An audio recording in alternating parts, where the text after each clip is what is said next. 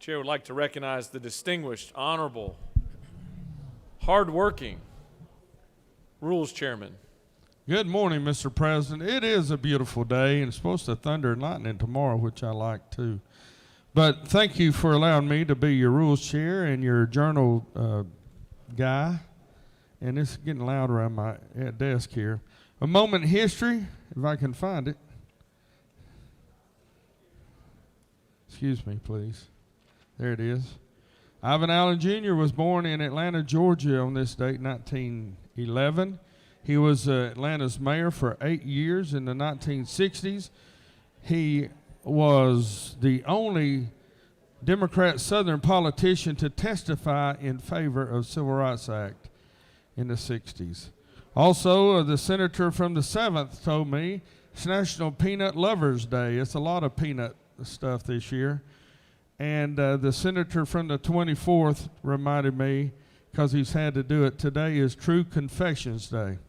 Mr. President, the journal's been read and found to be correct. Well done. As always, is there objection to dispensing with the reading of the journal? The chair hears none, and the reading of the journal is dispensed with. Is there objection to the confirmation of the journal? The chair hears none, and the journal is confirmed. All senators who have bills or resolutions, please bring them to the Secretary's desk at this time. Mr. Secretary, first reading and reference of Senate bills and resolutions, please. Senate Bill 614 by Senator Mullis of the 53rd, a bill to be entitled an act to amend Article 2 of Chapter 13 of Title 16 of the OCGA relating to regulation of controlled substances so as to provide that the Health and Human Services. Senate Bill 615 by Senator Mullis of the 53rd, a bill to be entitled an act to amend an act providing for a new charter of the town of Lyerly, approved April 11th. Slow go. Senate Bill 616 by Senator Mullis of the 53rd, a bill to be entitled an act to amend an act to create the state of Chattooga County, approved March 29th, 1983, as amended. Slow go. Senate Bill 617 by Senator Mullis of the 53rd, a bill to be entitled an act to amend an act to continue the existence of the Atlanta Independent School System under the management and control of the Atlanta Urban Affairs. Senate Bill 618 by Senator Mullis of the 53rd, a bill to be entitled an act to incorporate the city of Buckhead City to provide a charter to provide for boundaries and powers. Urban Affairs. Senate Bill 619 by Senators Rahman of the 5th and others, a bill to be entitled an act to amend Chapter 12 of Title 45 of the OCGI relating to the governor so as to establish the office of outdoors. Government oversight.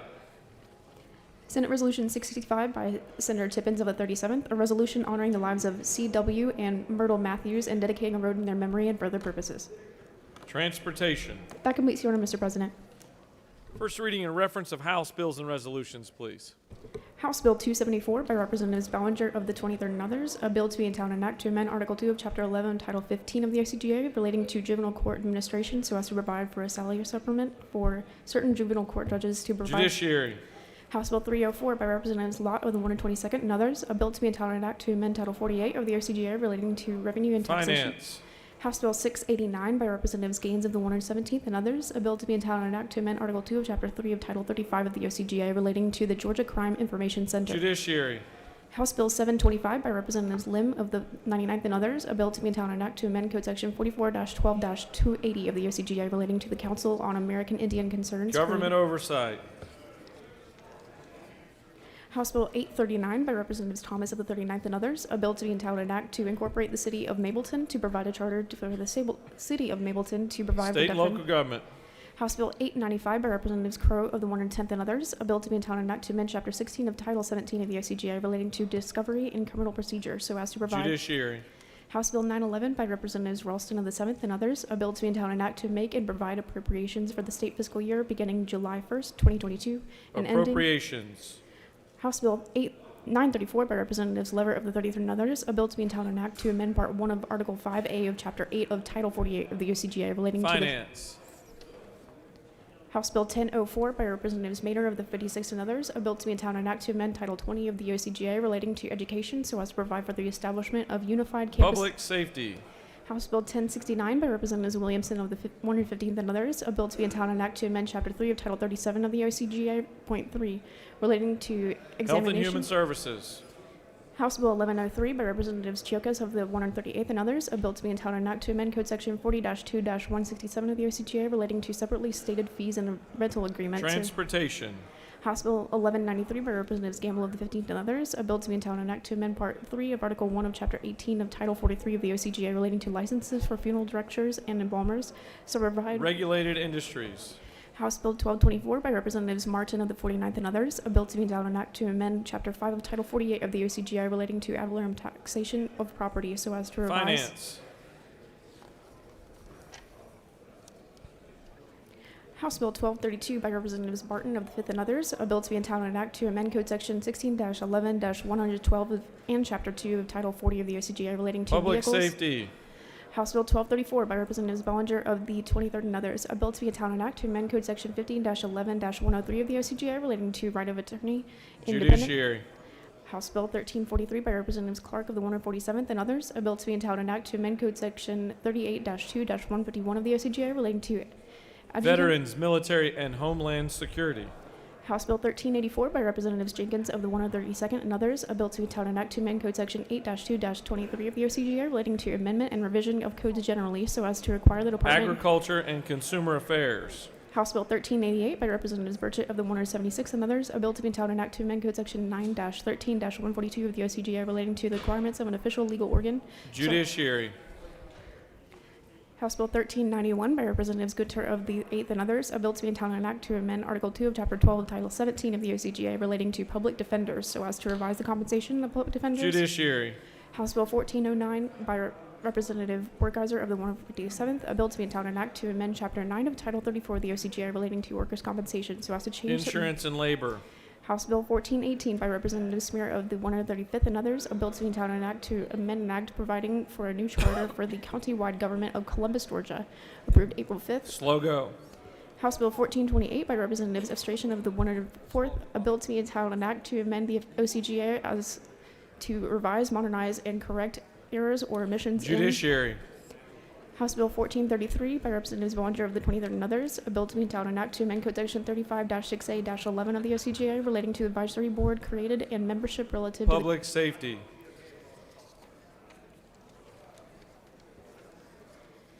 House Bill 1438 by Representatives Thomas of the 21st and others, a bill to be in town and act to amend Chapter 2 of Title 32 of the OCGA relating to the Department of Transportation so as to amend in Transportation. House Bill 1441 by Representatives Collins of the 68th and others, a bill to be in town and act to amend Chapter 38 of Title 43 of the OCGA relating to operators of private detective businesses. Regulated industries. House Bill 1452 by Representatives Gaines of the 117th and others, a bill to be in town and act to amend Chapter 13A of Title 19 of the OCGA relating to dating violence protective orders. Judiciary.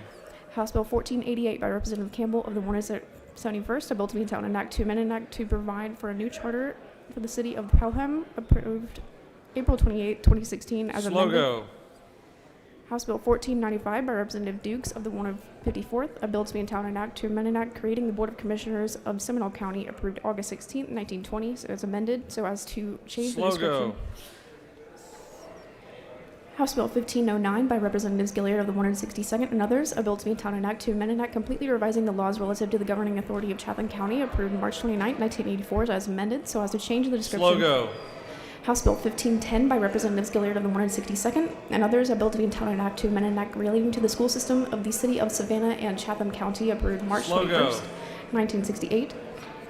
House Bill 1529 by Representatives Williams of the 168th and others, a bill to be in town and act to amend an act to provide for the supplement to the compensation, expenses, and allowances of Slow district. go. House Resolution 594 by Representative Smith of the 70th and others, a resolution proposing an amendment to the Constitution of the State of Georgia so as to provide that county and municipal governing authorities shall be. Finance. That completes the order, Mr. President. Ms. Secretary, will you please read reports of standing committees?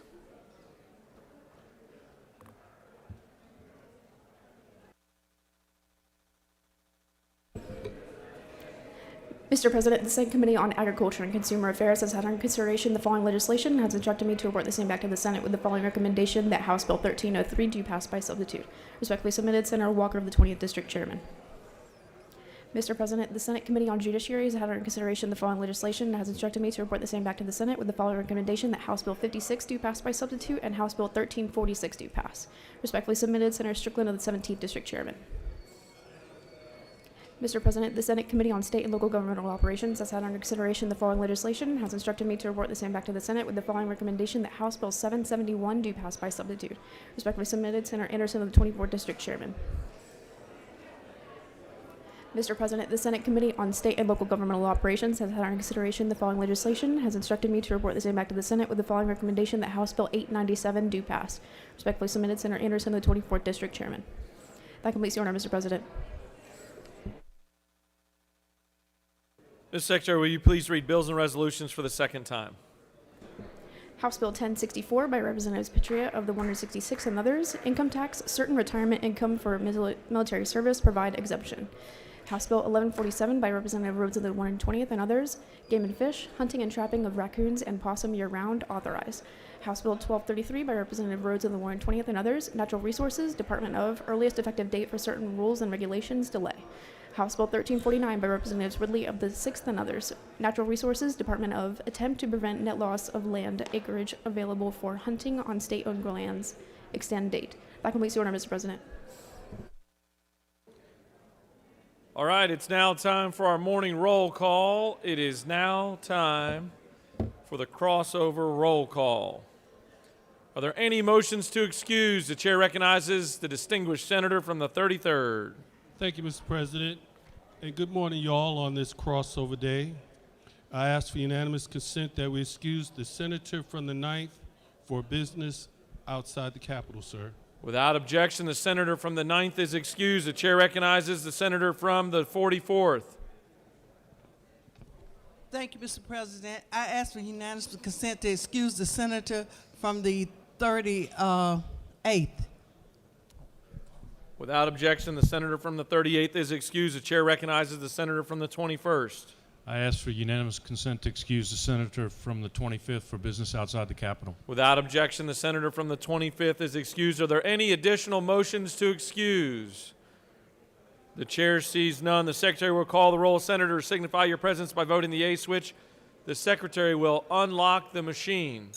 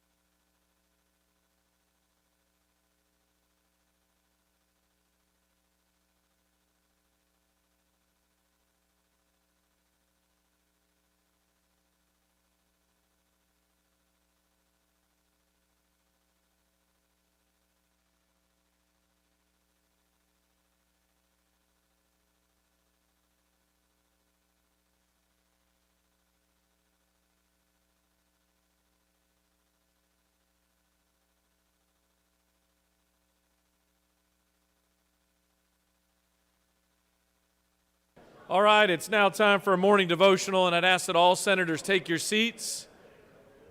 All senators take your seats and cease all of those audible conversations, even the ones inside your head.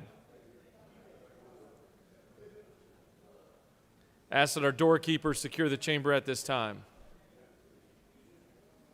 It's my honor to recognize the senator from the 39th to lead us in our Pledge of Allegiance today and to introduce to us our chaplain of the day. Please join me in the pledge to the United States flag.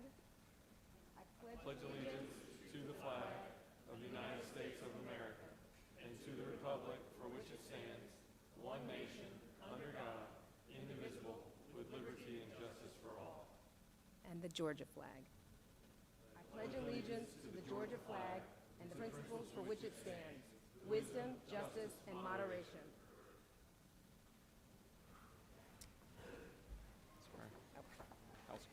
Yes.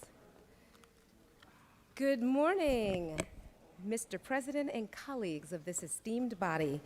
I have the great pleasure to introduce to some and present to others our chaplain of the day, the Reverend Dr. John Foster.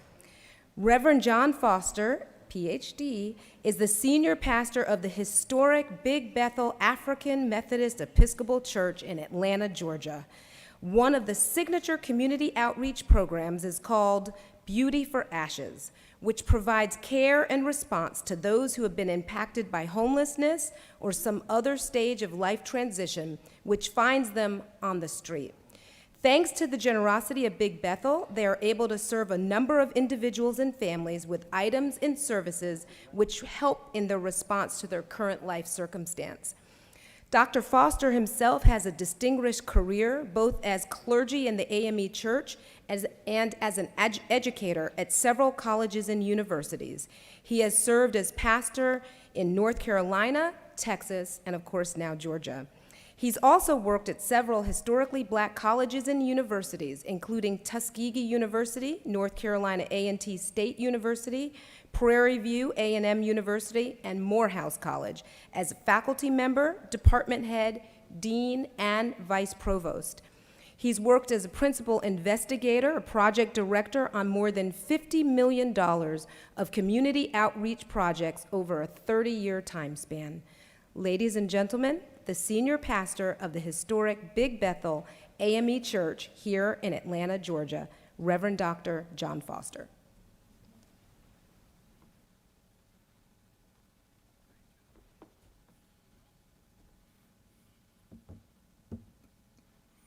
Good morning.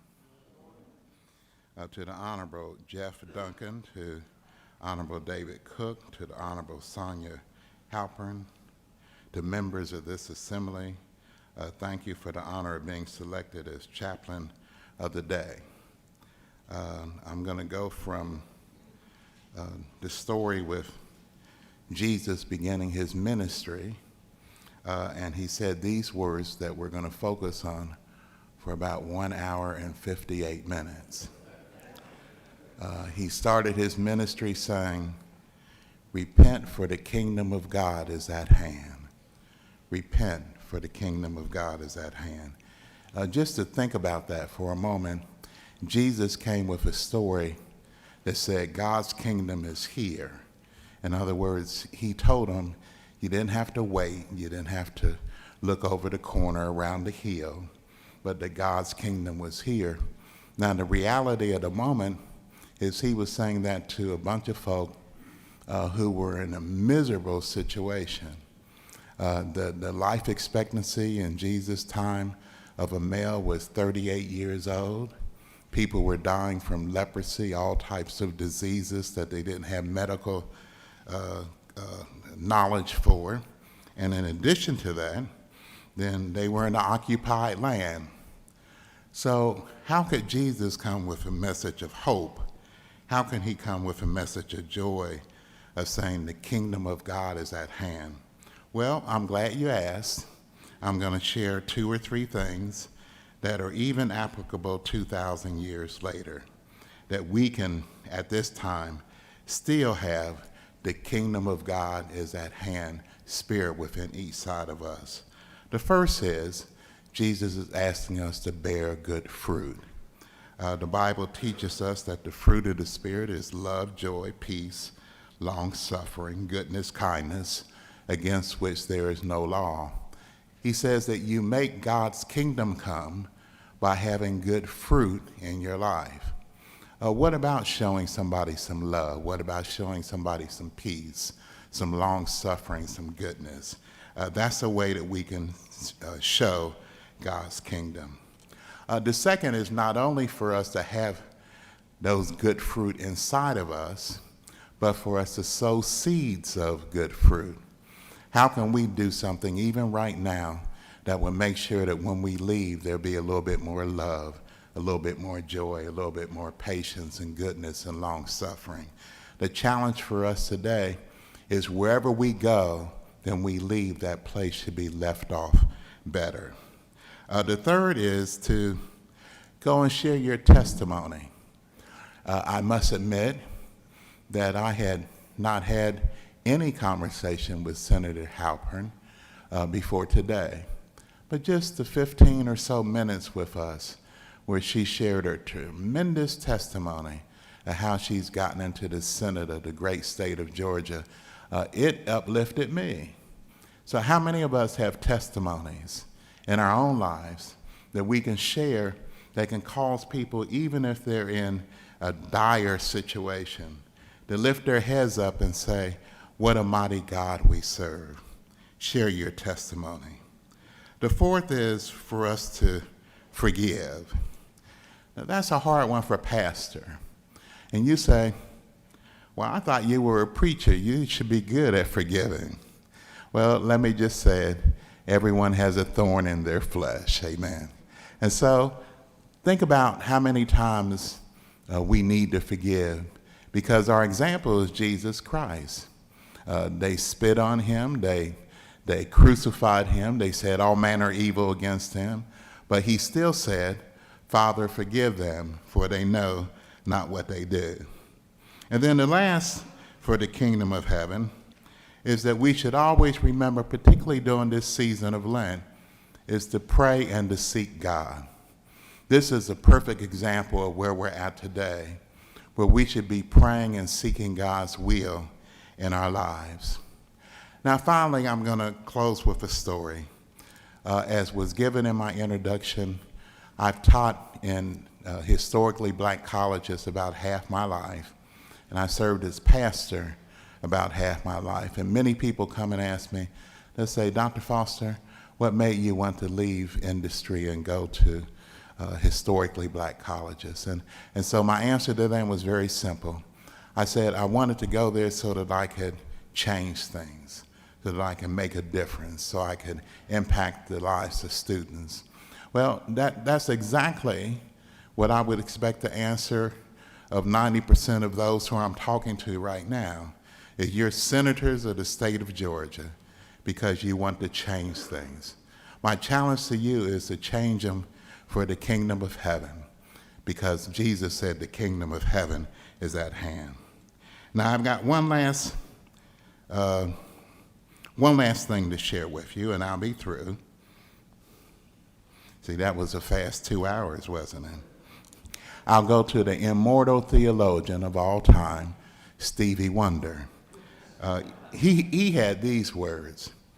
He said, they say that heaven is 10 zillion light years away, and just the pure in heart will walk her righteous street someday. They say that heaven is 10 zillion light years away, but if there is a God, we need him now. Where is your God? That's what my friends ask me. And I say it's taken him so long because we've got so far to come. Let's make our testimony that we did what we could to have God's kingdom here on earth even today. Let the people of God say amen. Now we're going to close in a word of prayer. If we can ask everyone to stand, please. Let us bow our head. Dear God, we thank you, we praise you, we lift up your name for being great and being mighty, but also, Lord, for saying something to us 2,000 years ago that is true today. The kingdom of heaven is at hand. So, Lord, beyond all of our trials and tribulations that we have on this side of the Jordan, also help us to know that there is your kingdom. Help us to go and do good today. Help us to go and show love today. Help us to go and make the day brighter for someone that we've come in contact with. And Lord, help us to make a difference in somebody's lives. We give you the honor, glory, and praise. In Jesus' name we pray. Amen. You may be seated. They're all going to come see you in a second.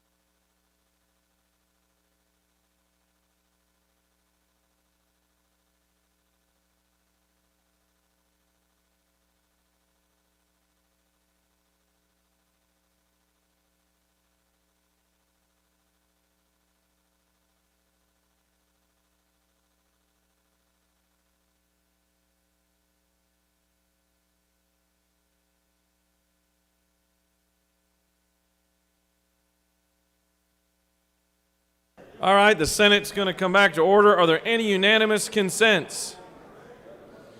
The chair sees none. Does any senator wish to rise on a point of personal privilege? The chair recognizes the majority whip for a point of personal privilege.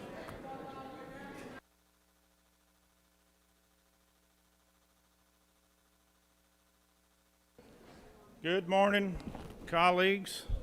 I just wanted to come up and wish everybody a happy crossover day. And it's going to be a long day. We're going to work into the night. But if you get hungry, y'all pay attention. This is about food and beverage. We want to thank our sponsors for the fresh apple pies that are in the ante room over here. So as you work through the day, go in and get yourself a fresh apple pie. Compliments of R&A Orchards from Ella J. And they were brought down today by the Georgia Telecommunications Association. So thank you to our friends from the 51st District. Thank you very much, Mr. President. I yield the well. Chair recognizes the senator from the 21st for a point of personal privilege.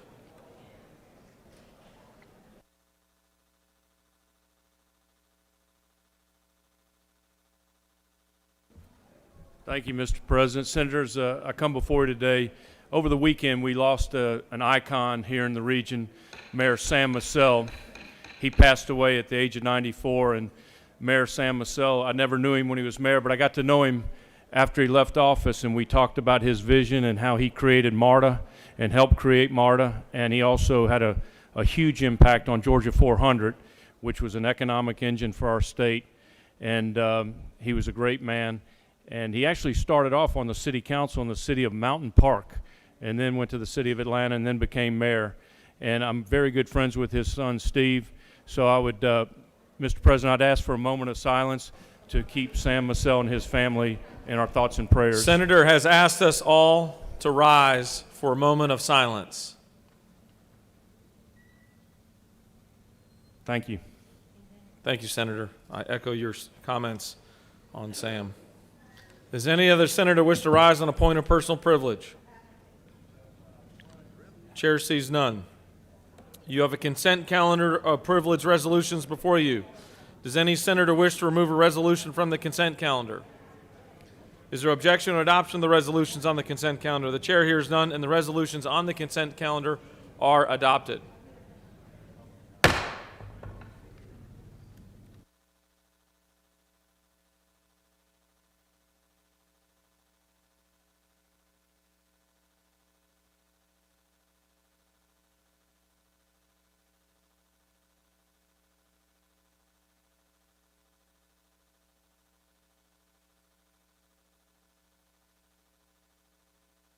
Are there any motions to withdraw and commit? You have a consent calendar of local bills before you. Mr. Secretary, are there any objections filed to any bills on the local consent calendar? Mr. President, there are no objections filed. Is there objection to agreeing to the report of the Committee on State and Local Government, which is favorable to the passage of the bills on the local consent calendar? The chair hears none, and the report of the committee is agreed to. The questions on the passage of the bills on the local consent calendar. All those in favor vote yea, opposed nay. The Secretary will unlock the machine.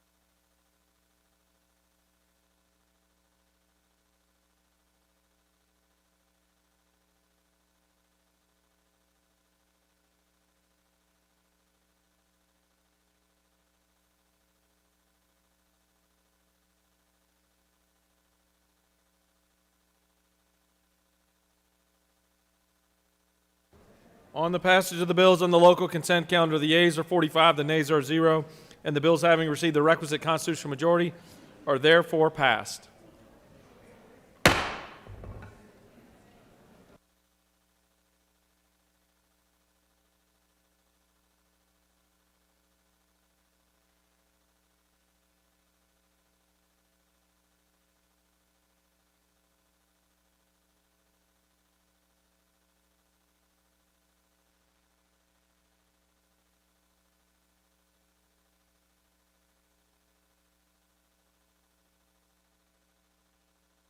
What purpose does the senator from the 26th rise?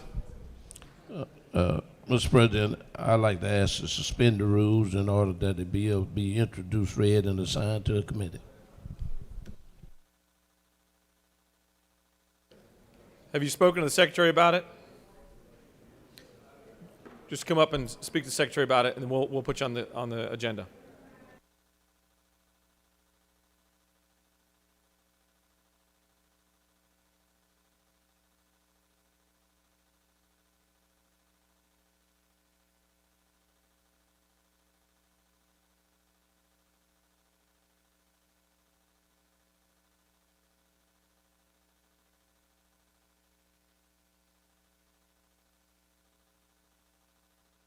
Chair recognizes the majority leader for a motion.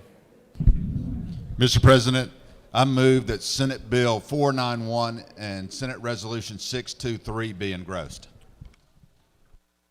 Mr. Secretary, can you read the captions to both Senate Bill 491 and Senate Resolution 623?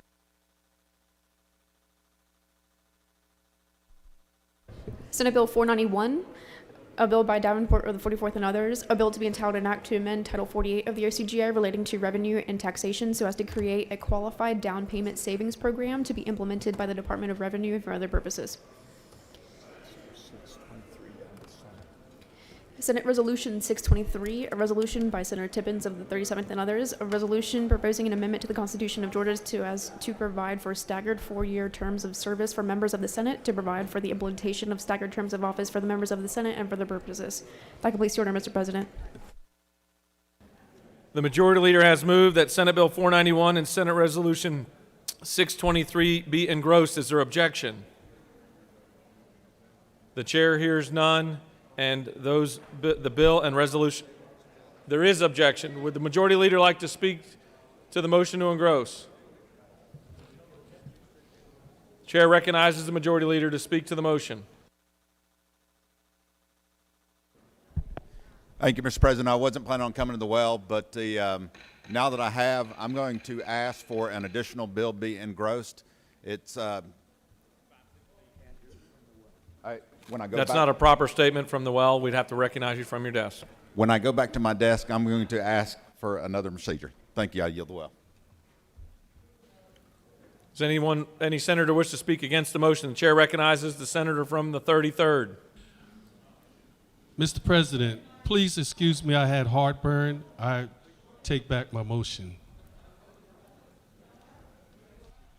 I rescind my motion. I withdraw.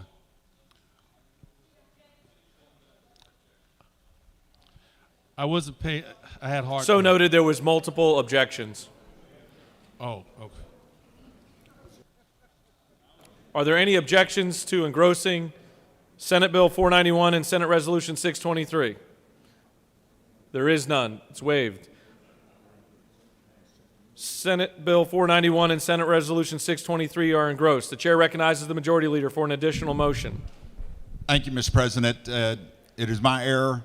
I omitted Senate Bill 516, who is a finance bill. Finance bills and ethics bills are engrossed.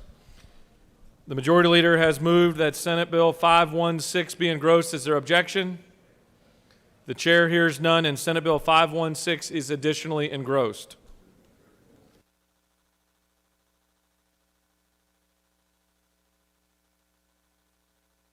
All right, we're now going to move on to the rules calendar. Mr. Secretary, can you please read the caption of Senate Bill 609?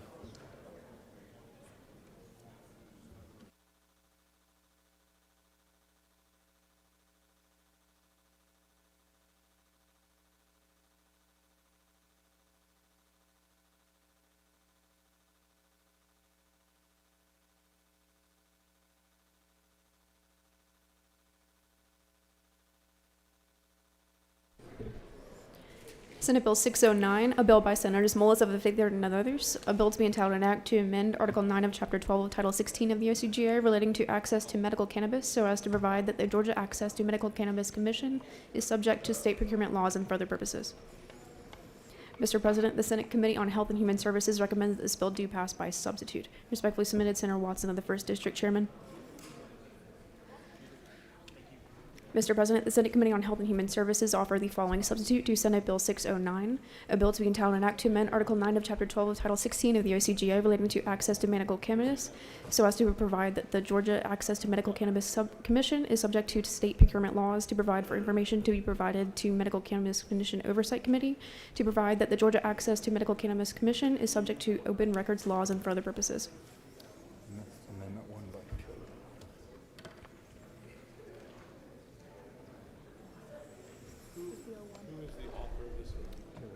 Mr. President, Senator Tillery of the 19th and others offer the following amendment number 1 to amend the Senate Committee on Health and Human Services to Senate Bill 609 by striking lines 1 through 124 and inserting in lieu thereof the following: to amend Article 9 of Chapter 12 of Title 16 of the OCGA relating to access to medical cannabis so as to provide for information to be provided to the Medical Cannabis Commission Oversight Committee, to require the Commission to issue initial Class 1 and Class 2 production licenses by a date certain and further purposes. That completes the order, Mr. President. The chair recognizes the senator from the 11th to speak to Senate Bill 609.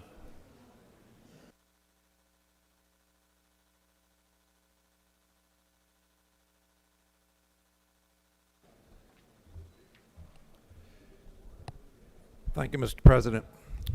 Senate Bill 609 was a Senate substitute offered in Health Committee. The sole purpose of the bill was to move the ball forward on getting medical cannabis to the folks on the registry. At this time, the process, most people would say, has been flawed, and the licenses have not been awarded to those who have prevailed in the process. So the substitute in the Health Committee that was offered gives the Commission a time certain of August 1st to award the licenses. It also provides for some transparency language in the process, and it also has some information or recommendations for new licensees when enough people are added to the registry. There is a friendly amendment coming from the senator from the 19th that I'll let him explain that limits the bill even further. I'm certainly in support of that amendment. I'll be glad to answer questions, Mr. President. If not, no questions, I'll yield the well. You don't appear to have any questions. The chair recognizes the senator from the 19th to speak to his amendment, amendment number 1.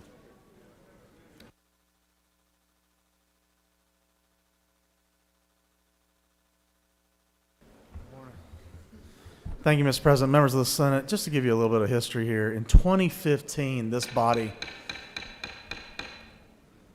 thank you, Mr. President. In 2015, this body allowed access to medical cannabis for children and other diseases that, for people who had chronic pain, chronic illnesses, et cetera.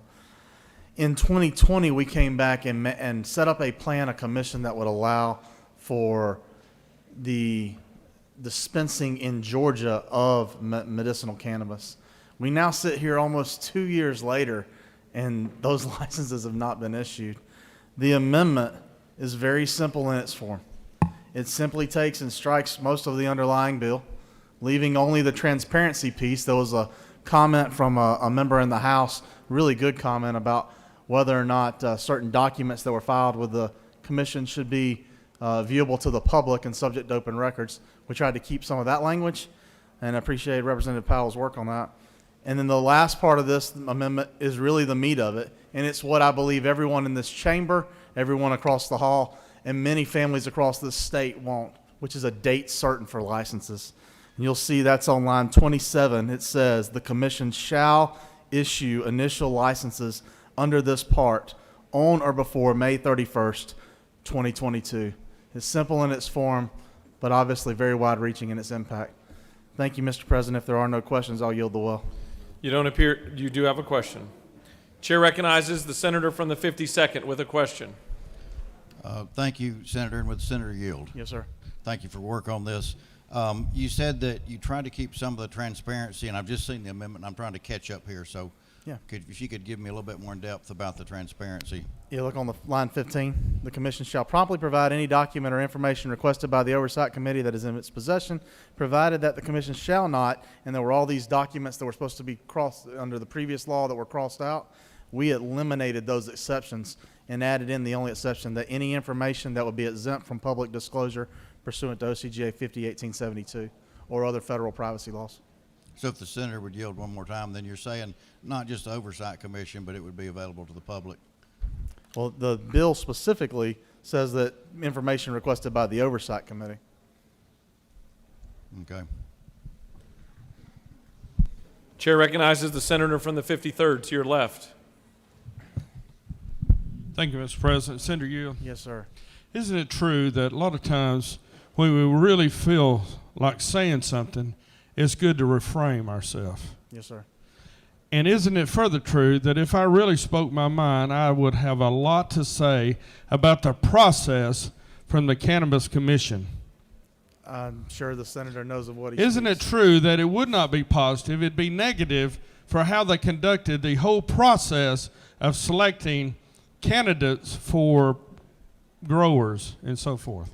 Well, Senator, I know you share the concerns of a lot of members of this body who simply just want this needed medicine to be able to reach families and children. Oh, indeed, and good answer. And isn't it further true and lastly true that I appreciate the committee sub, or the floor sub to improve the process as it goes across the way? Thank you, Mr. Thank you. Thank you, Senator. Thank you, Mr. President. You I'll have yield no the more floor. questions. Does any other senator wish to speak for or against Senate Bill 609 or Amendment Number 1? The chair sees none. We'll first take up the adoption of Amendment Number 1. Is there objection to adoption of Amendment Number 1? The chair hears none, and Amendment Number 1 is adopted. The question now is on the adoption of the committee substitute as amended. Is there objection to adoption of the committee substitute as amended? Chair hears none, and the committee sub as amended is adopted. Is there objection to agreeing to the report of the committee which is favorable to the passage of the bill? The chair hears none. The report of the committee is agreed to. Is there objection to the main question being ordered? The chair hears none, and the main question is ordered. Questions on the passage of the bill by substitute. All those in favor vote yea. Opposed, nay. The secretary will unlock the machine.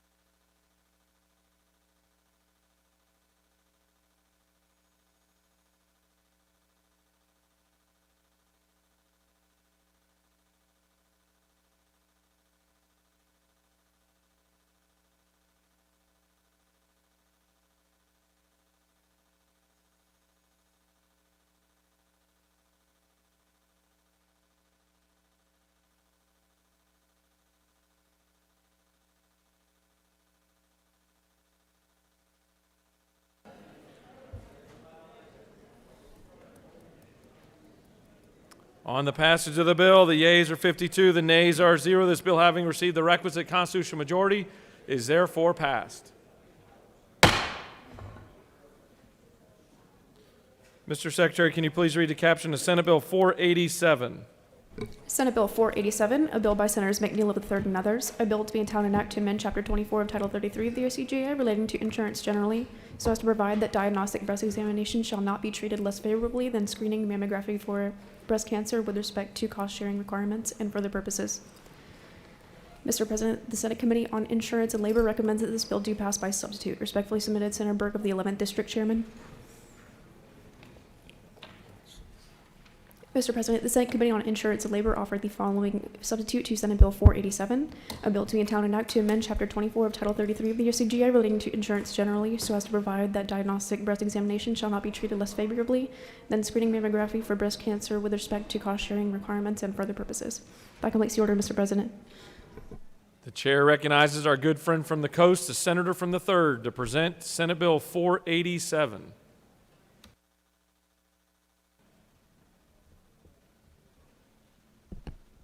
Good morning.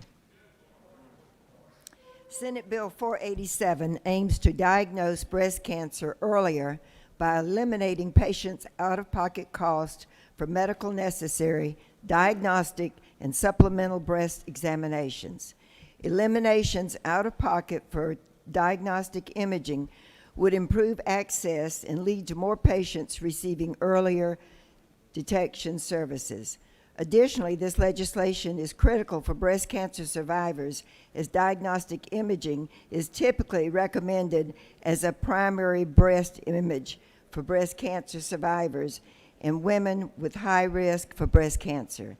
A screening mammogram would not be considered successfully completed if not followed up by a diagnostic imaging were not performed to rule out breast cancer or confirm the need of a biopsy. I'm hearing a lot of talking, and I'm trying to listen to y'all and read this too. I don't want to miss anything. You just created a bunch of questions. In 2022 alone, 9,170 people in Georgia will be diagnosed with breast cancer, and 1,410 will die from the disease. All cancer patients deserve fair and equitable access to the breast imaging that may save their lives. Please join me in supporting this critical legislation. I now yield the well. The senator has yielded the well. The experienced senator has yielded the well. The chair recognizes the senator from the 31st to speak to the measure.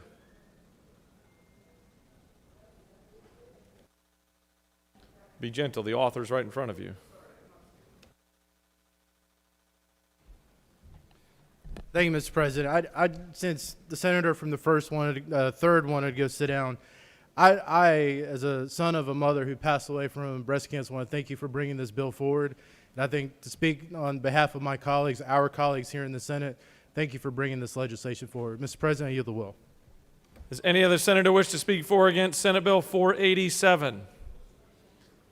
The chair sees none. The question's on the adoption of the committee substitute. Is there objection to adoption of the committee substitute? The chair hears none, and the committee substitute is adopted. Is there objection to agreeing to the report of the committee which is favorable to the passage of the bill? The chair hears none. The report of the committee is agreed to. Is there objection to the main question being ordered? The chair hears none, and the main question is ordered. Questions on the passage of the bill by substitute. All those in favor vote yea. Opposed, nay. The secretary will unlock the machine.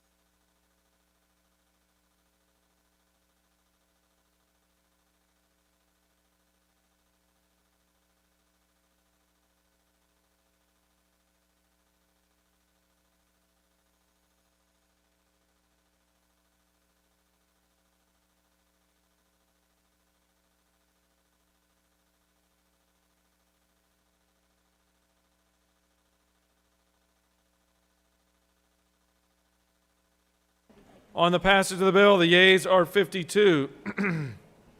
The nays are 1. The bill, having received the requisite constitutional majority, is therefore passed by substitute. Mr. Secretary, can you please read the caption to Senate Bill 96? Senate Bill 96, a bill by Senators Jackson of the Second and others, a bill to be entitled an act to amend Chapter 17 of Title 45 of the USCGA relating to notaries public, so as to provide that the identification of persons whom notaries perform notarial acts shall be evidenced satisfactorily by a valid Veterans Health Identification Card issued by the United States Department of Veterans Affairs and for other purposes. Mr. President, the Senate Committee on Veterans, Military, and Homeland Security recommends that this bill do pass. Respectfully submitted, Senator Kirkpatrick of the 32nd District Chairman. That completes the order, Mr. President. Chair recognizes the senator from the 2nd to present Senate Bill 96.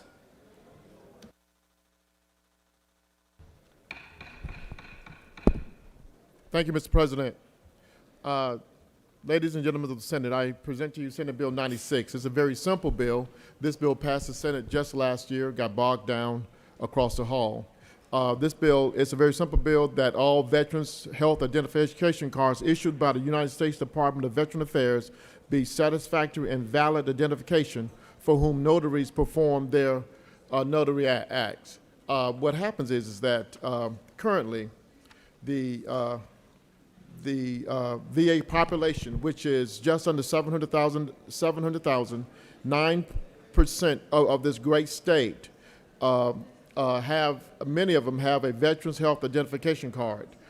Senator, if you could stand by for a moment. If I could get every senator's attention and remind you to give the senator in the well your respect. He has certainly earned it. This is a very simple bill. It's a good bill for our veterans to let them use their notary, let them use their Veterans Identification Card for notary duties.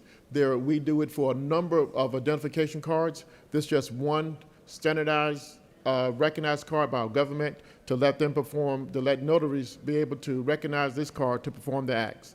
If there are no questions, Mr. President, I yield the will. You don't appear to have any questions. Does any other senator wish to speak for or against Senate Bill 96? The chair sees none. Is there objection to agreeing to the report of the committee which is favorable to the passage of the bill? The chair hears none. The report of the committee is agreed to. Is there objection to the main question being ordered? The chair hears none and the main question is ordered. Questions on the passage of the bill. All those in favor vote yea. Opposed nay. The secretary will unlock the machine.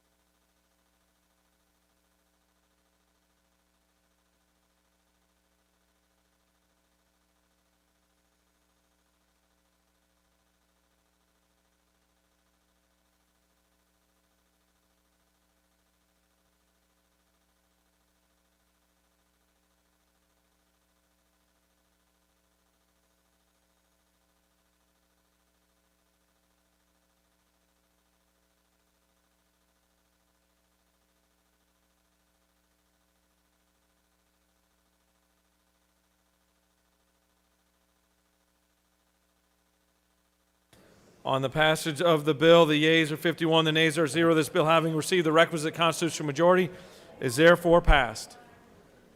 Mr. Secretary, can you please read the caption as Senate Resolution 131? Senate Resolution 131, a resolution by Senators Mullis of the 53rd and others, a resolution proposing an amendment to the Constitution so as to authorize the General Assembly to provide by law for pari-mutuel betting on horse racing, to provide for the disposition of licensing and taxation revenues from such activities and for other purposes. Mr. President, the Senate Committee on Regulated Industries and Utilities recommends that this resolution do pass by committee substitute. Respectfully submitted, Senator Cowsert of the 46th District Chairman.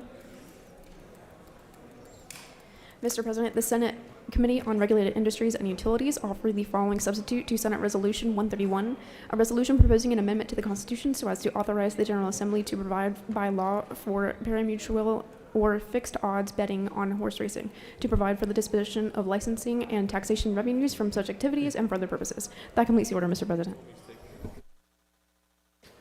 Chair recognizes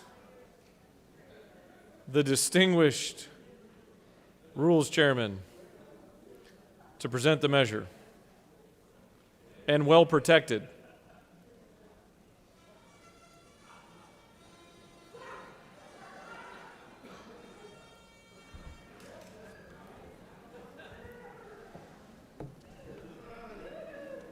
Now I've got helmet hair, Mr. President. It looks better. Thank you, honey. Ladies and gentlemen, I'm excited to be here. This is a great opportunity today to not only vote for the next level of Hope Scholarship and other things, but just to take Georgia into a different direction when it comes to agriculture. This is a constitutional amendment for horse racing.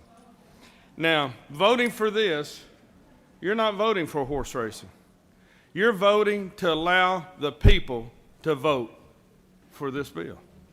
Now, where I come from, this kind of issue, people want to vote for it, either for it or against it, but they want to vote.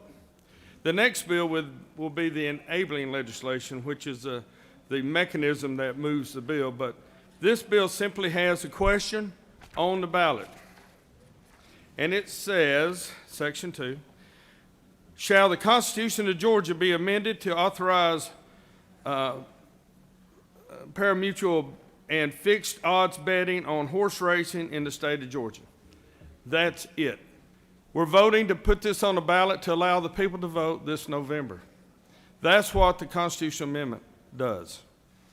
Now, I'll be happy to answer any questions, and I bet I'll know the answer. Oh, come on, that was kind of funny. You have no questions. Thank you. I appreciate your vote. It means a lot to me, and I would rejoice with your next election, and thank you for voting for this bill today. I yield the well, Mr. President. Chair recognizes the senator from the 4th to speak to the measure.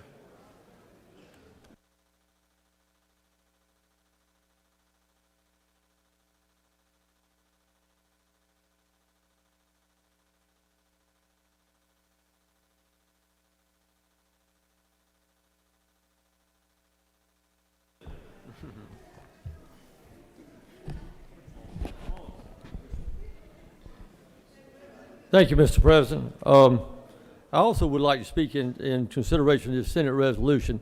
First of all, I'd like to thank Senator Calvert and his committee for working so diligently and hard with us on this bill.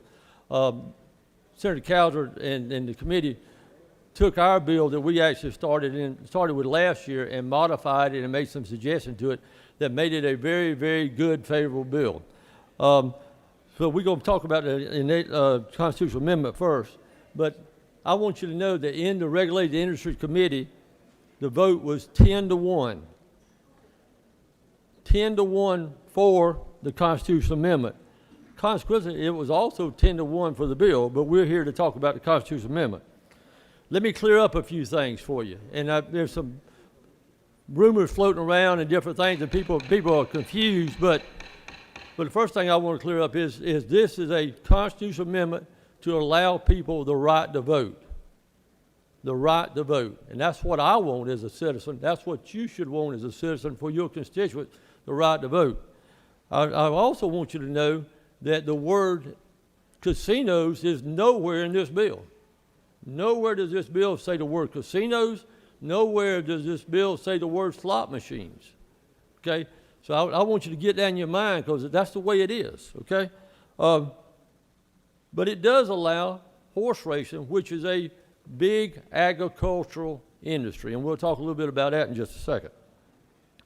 Many of you know that I have a passion for horses. Many of you know that I have a passion for horse racing. And we own horses. We all join our own horses. We race horses, we breed them, we sell them, so forth and so on. So I know a little bit about what I'm talking about. And I'm actually licensed in Kentucky. I have been licensed in Florida and New York and Texas and other states. But as a CPA, when we first approached this subject, when Senator Mullis approached it with me, you know, I told him, I said, you know, Senator Mullis, as a CPA, I've got to make sure the numbers work and we understand it. Just because I got a passion for it or someone else got a passion for it, that doesn't mean that it makes good sense for the people of Georgia. And that's what we're here for. And so we went and raised enough money, around $75,000, to hire Georgia Southern University to do an economic impact study for us. And through that economic impact study, which was presented at the Regulated Industries Committee a few weeks ago, we learned that it is a significant impact to Georgia horse racing would be. It would create over 8,000 jobs, 8,500 jobs, and be almost a $1 billion economic impact industry, okay? 8,500 jobs, over $1 billion industry. We've already got a strong equine industry in Georgia, and this would just add to it. Many of y'all in here have got businesses that deal with horses, maybe insure horses, and this would add a different level to that. And like I said, it'd be a little over $1 billion economic impact. Let me put that in perspective to Florida and Kentucky. We got 10,700,000 people in Georgia. Kentucky's got 4.5 million people, And this is what our industry could be in a few years. In Kentucky, the the thoroughbred industry employs over 22,000 people in Kentucky. The economic impact in Kentucky is over $3 billion a year. Now, we got 10.7 million people. Kentucky's got 4.5 million. We've got almost 3 times as many people. You can imagine what that economic impact would be to our state if we had horse racing in Georgia. Florida's economic impact is almost $3 billion and employs 23,000 people. Huge employment numbers, huge employment. Let me put that in perspective for what our other industries in Georgia that we all can relate to. Georgia Power in Georgia employs 8,300 people. The economic impact of horse racing in Georgia, economic impact is 8,500. Chick-fil-A in Georgia employs 6,200 people. Remember I told you economic impact of horse racing is over 8,000, over 8,500. Synovus Bank, 4,700. Lockheed, 5,000. So you can identify with these industries, and you can tell by these industries what this impact could be, not only to Georgia, but significantly to the agricultural industry in Georgia, which is in our southern part, mostly in our southern part of Georgia, southwest and southeast Georgia. Huge impact on that. The big thing with this is we travel all over the United States and all over the world looking for industry for Georgia. We pay millions and millions of dollars for those industries through incentives and tax credits and that type of thing. In this particular constitutional amendment and the bill there will be no tax incentives and no tax credits for anybody that wants to open up a track in Georgia. In the original bill, we had 3 tracks in Georgia. Through Senator Cowser's leadership and all, they expanded that to 5 tracks. It will be governed by the Horse Racing Commission, and that will be something that we don't have right now. We have horse racing going on in Georgia, but it's on the back roads and back streets of Georgia. And this would be a way to protect the animals and the jockeys and all. I saw a study the other day, 2 years ago, that the people of Georgia wanted, 70% of the people of Georgia wanted the right to vote on horse racing. I would encourage you to please vote green. This only allows the people of Georgia the right to vote. Mr. President, I would yield for questions. Chair recognizes the senator from the 36th with a question. Thank you, Mr. President. Does the senator yield? I'm right here. Where?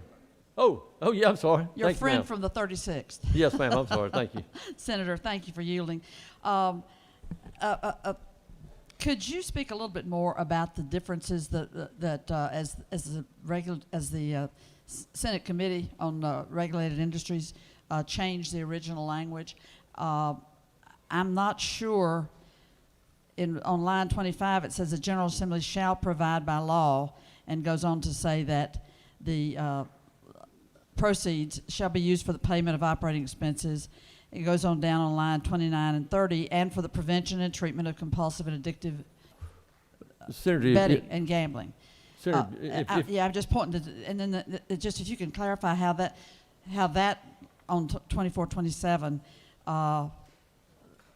complies with or is different from line 44 and 45, which has a may, that they may cover the expenses of compulsive gambling and treatment. Thank you so much. Mr. President, on this particular, we're voting on the Senate resolution, and I'd be happy to address that. The current measure in front of us is Senate Resolution 131. Yes, that's what I'm reading. And you're from. referring to that? That's right. Okay. Thank you. She's referring to Senate Resolution 131. I don't have a copy of that.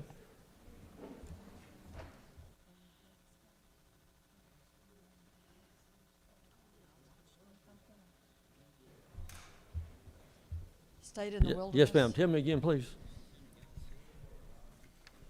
What line? Yes, Senator, I was trying to get a clearer understanding of the changes that were made in committee to the original language. And my specific question is in line 24 through 29, it seems to be saying that the General Assembly shall provide that the revenues include covering the prevention and treatment of compulsive and addictive betting. And then line 44, 45 has a may include. And so I may be a bit confused here, but if you could clarify that language in two separate sections. One says shall cover costs of treatment programs for compulsive betting, and then on line 45 it says may include the expenses of programs for the prevention and treatment. Which are we doing, a may or a shall? And this is about, are we going to put this money into the treatment programs for compulsive gambling, Yes, which is ma'am. one of the concerns that our constituents have when we vote on a bill like this. Actually, in the bill itself, Senator, there is a specific provision in the bill that a certain percentage of the pari-mutuel monies each day will go into a fund for treatment of people for gambling. It's also in educational purposes. It's for rural development also. That's right. That's on lines, is it not true, on lines 46 and 47. But it has a may there, may include the expenses of these programs. For the compulsive betting, the education, healthcare, rural development programs, and including broadband and other communications technologies in rural areas. It's a long 2 or 3 lines on what the money could be spent for, but it has a may, not a shall. Well, again, my understanding is a shall, and I'm sure the senator from the 53rd could clear that up also. Well, line 45 is not true, says may. Okay. On the Yes, ma'am. substitute language for Senate Resolution 131. Thank you, Mr. President. I yield the will. Senator has yielded the well. The chair recognizes the senator from the 16th to speak to the measure.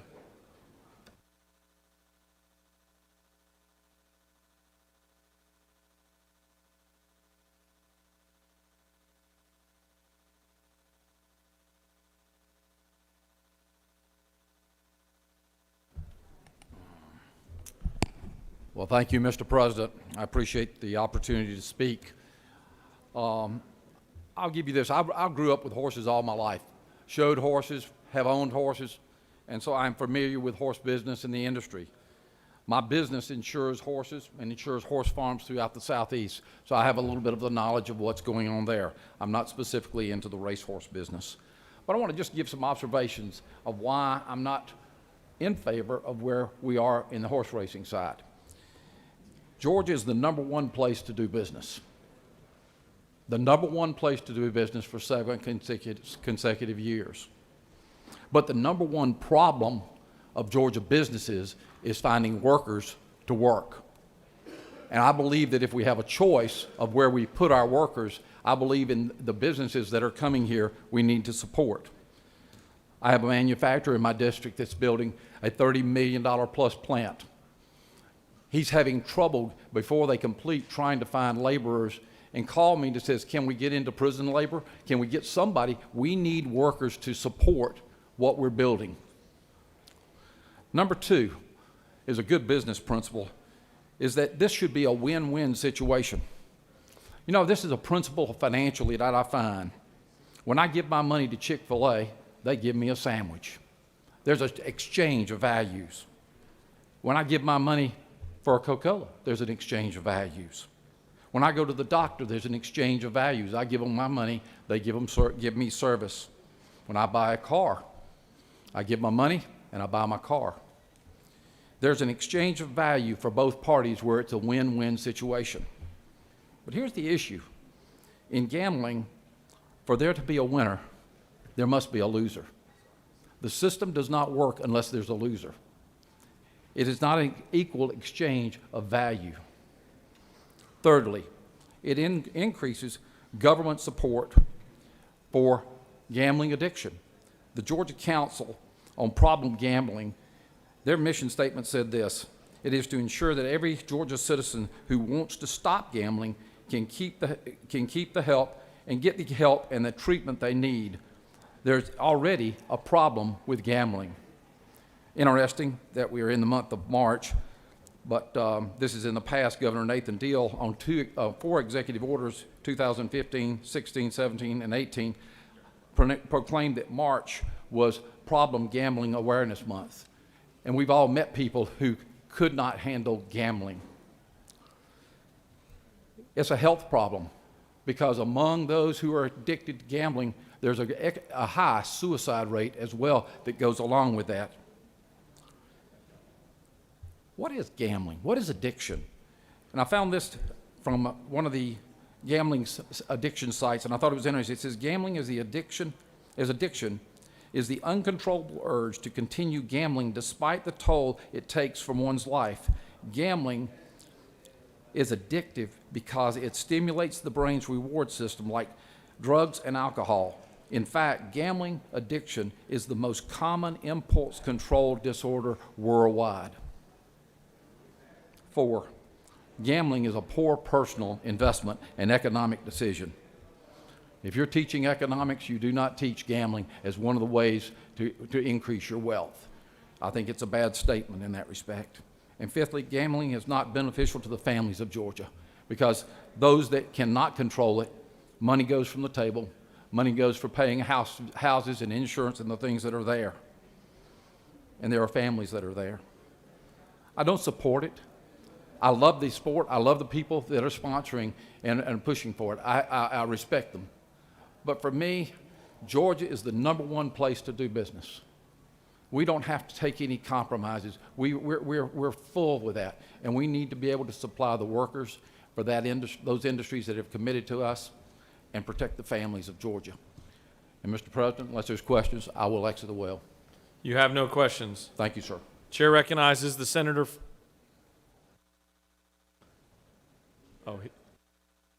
Sorry, you had both buttons pushed. You can get with the senator over here for a moment. Chair recognizes the senator from the 15th to speak to the measure.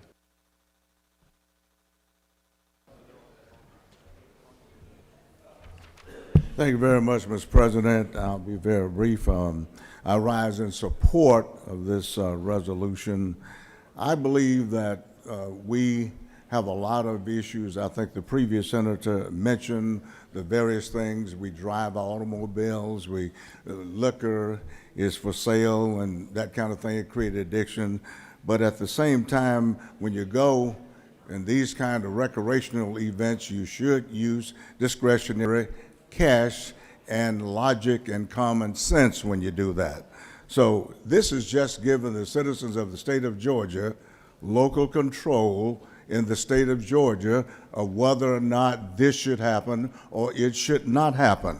This is local control. That's all it is. You put the question on the ballot, the citizens vote yea or nay, yes or no. So I would encourage you to support this effort to allow the citizens of Georgia to vote this up or down. I support it. I think it will be good recreational additional for the state of Georgia. We got great football, basketball, and other sports, and I think this would add to the flavor of what's happening in the state of Georgia. I remember when we did lottery, a lot of the people were opposed to the lottery. A lot of people right now who benefit from the lottery proceeds and education, I guarantee you they were against it. They opposed it because it's gambling. They opposed it because it would be bad for Georgia. Right now, Georgia is a centerpiece in the nation for sponsoring education for their children. For students in the state of Georgia, children don't have to go outside the state of Georgia now because of the great program we have in the lottery, which will be administered by the Lottery Corporation here in Georgia. You can look for the negative in anything you do. I think the president once said, you can find the negative in anything, in anybody, if you look for it. So you can look for the positive in this. The great recreational opportunities for some of our citizens who want to avail themselves of this sport. And I encourage us to give the state of Georgia, the people of the state of Georgia, a chance to vote on this issue. Mr. President, there are no questions. I'll yield the well. You have no questions. Thank you. Chair recognizes the senator from the 21st to speak to the measure.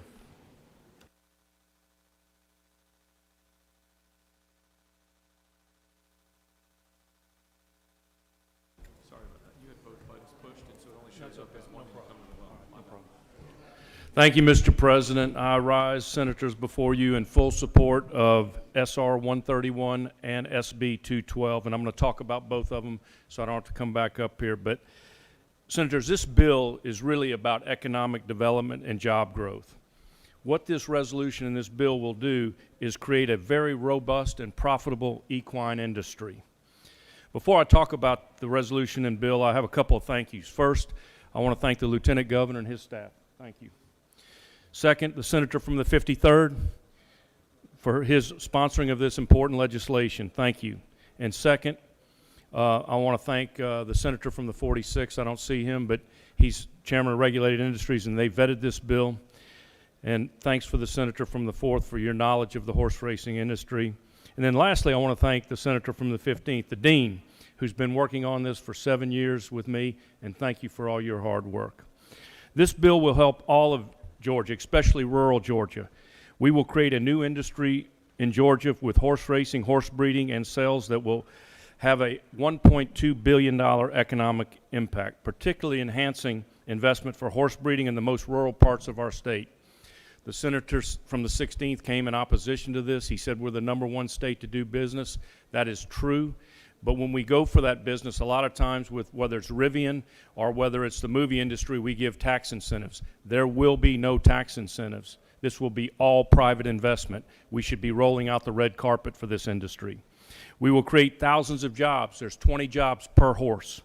We will attract international events to our state. I have a letter right here from the Breeders' Cup saying that if we build this track, we will be getting a Breeders' Cup. The Breeders' Cup is the Super Bowl of horse racing.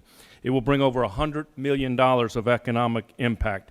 This will benefit our tourism industry. The private sector will create unique event space that will enable year-round events and attractions. They plan to build something very similar to the Battery, and it'll be a destination place to go besides horse racing. 90% of this revenue will come from out of state, which will help benefit our students in the Hope Scholarship. This industry will be built with all private investment, no tax dollars, no incentives. We will bring a $1.2 billion industry with no incentives. Let me repeat that, all private investment. I've been asked several times, why do you have to have a racetrack, and why is it necessary to create a breeding industry in Georgia? What happens is from the pari-mutuel wagering, the racetrack will set up a fund for breeders, and it'll be called the fund. And then those proceeds will be paid out to those owners and breeders who breed, raise, and sell and race their horses here in Georgia. While an equine industry has existed in Georgia for many years, currently there is absolutely no incentive for owners and breeders to actually breed and raise their race horses here in our state. Rather, virtually all Georgia owners and breeders send their horses to other states such as Florida, Kentucky, Pennsylvania, Virginia, Maryland, and New York. Those states offer very lucrative breeders' awards for racehorses bred in their state. Thus, millions of dollars leave Georgia every year for the benefit of those states with racetracks and breeders' funds. I want to give you one example. I had a gentleman from Cobb County call me. He's got 15 racehorses. They all go to Ocala, Georgia. He's spending over $25,000 a month just on veterinarian bills. That could stay here. We have a very great veterinarian program over in the University of Georgia. I want to just share a couple figures with you, and then I'll close. This is just from the area of Ocala. Just in Ocala, it is a $2.7 billion economic impact. 1 in 4 horses in Florida is a thoroughbred. The direct thoroughbred industry impact is $1.5 billion, with a total exceeding $2.7 billion to the state. The racing sector continues to have a large economic impact with a $1.16 billion direct impact in Ocala alone. The total thoroughbred employment effect is 23,000 jobs, and thoroughbred sales generated $156 million in Ocala. Think about that. If we did that with our international airport, we would get 7% sales tax on every sale. So in closing, I would just say this. I don't think you can go wrong with allowing the people of Georgia to have the right to vote on this. So I would ask for your full support on this and vote yes both on the constitutional amendment, SR 131, and on SB 212. Mr. President, if there are no questions, I yield the well. You don't appear to have any questions. I appreciate your support. Thank you. Chair recognizes the senator from the 20th. First, Mr. Secretary, will you read amendment number 1 that was just presented?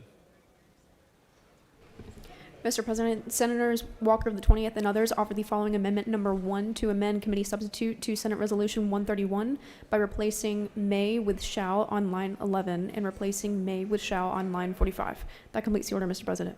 Chair recognizes the senator from the 20th to speak to amendment number 1.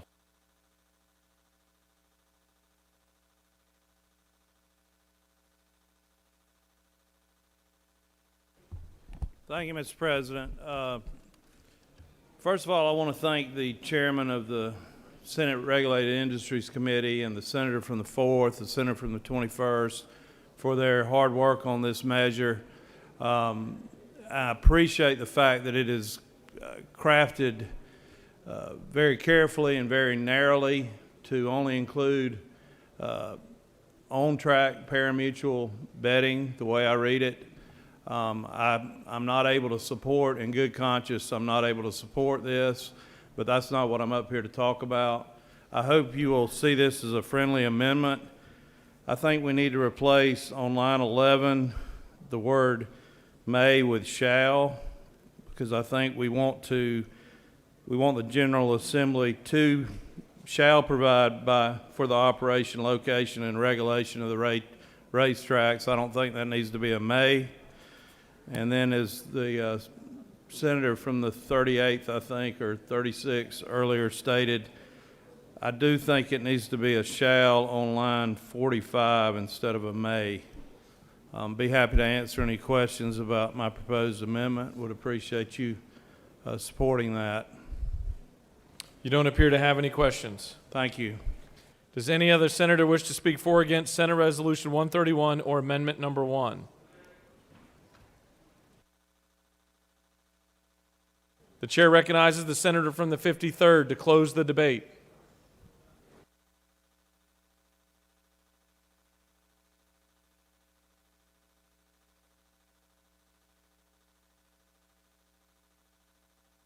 In honor of a few good men, I strenuously object. All right, but anyway, that was kind of funny. I want to thank the senator from the 20th. I know he's trying to bail us out of a problem, but let me explain the shall and the may. The shall means there'll be a pot of funds for people who have trouble gambling. The may will decide how to spend that money for different opportunities for the shall pot of money. That makes sense? Is that clear as mud? But anyway, the gist of this bill is a constitutional amendment to allow the people to vote. That's a simple fact. You're not voting for parimutuel betting or horse racing or whatever you're doing. You're voting to allow the people to vote. I've had 0 comments from my district. None. And I know some of you had, and most of you haven't, actually. And last year, I introduced all 3 gamblings. What do you call it? Sports betting, which is still in the House. They're trying to, I hope they don't screw it up, but they're trying to get it over here after crossover. And now horse racing, and I even did casino gambling. And in all that, I had 2 emails from my district against it. I was shocked. But in this regard, I've had none. And most of you have had none. Some of you have had. I know that senator from the 23rd said he did, and some others, and senator from the 32nd. But, you know, that's a crazy district. But anyway, I just want to ask you for your vote today. I'd appreciate it. I need it. This helps us in so many ways with Hope Scholarship Health Care, senator from the 26th, and many other needed projects around the state that's going to help our people and help our children. So thank you for your consideration. I would appreciate your vote. And I appreciate the senator from the 20th, but I'd rather you vote against the amendment, but I'm not going to die on that hill. So make your own choice on that. Mr. President, I appreciate the opportunity with my colleagues today, and I ask you for your vote. Thank you very much. I yield the will. Senator from the 53rd has closed the debate. Our first action is to take up the adoption of amendment number 1. Is there objection to adoption amendment number 1? There is objection. He's already spoken to the objection. All those in favor of amendment number 1, vote yea. Opposed, nay. The secretary will unlock the machine.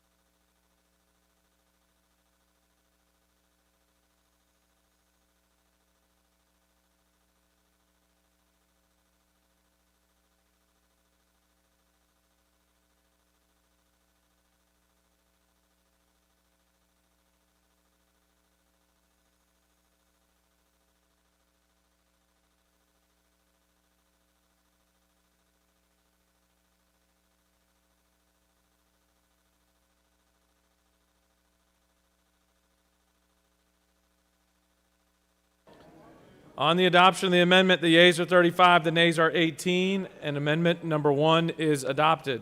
Now we're going to take up the underlying measure, Senate Resolution 131. The questions on the adoption of the committee substitute as amended. Is there objection to adoption of the committee substitute as amended? The chair hears none, and the committee substitute as amended is adopted.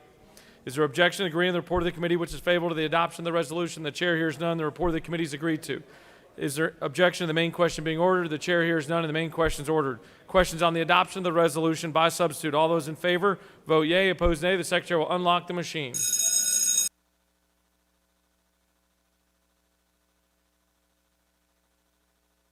As a reminder, this is a required 2/3 vote.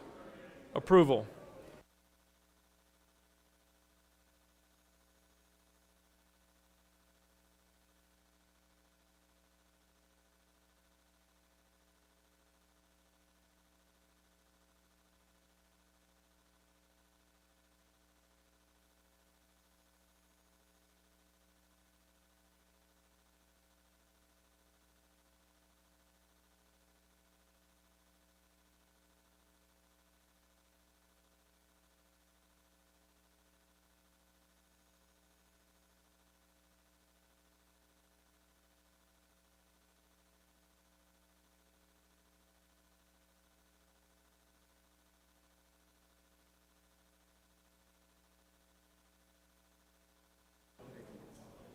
On the adoption of the resolution by substitute, the yeas are 33, the nays are 20. The resolution, having failed to receive the required 2/3 constitutional majority, is therefore lost. For what purpose does the senator from the 53rd rise? I would like to ask for reconsideration. Does that take it to the foot of the calendar?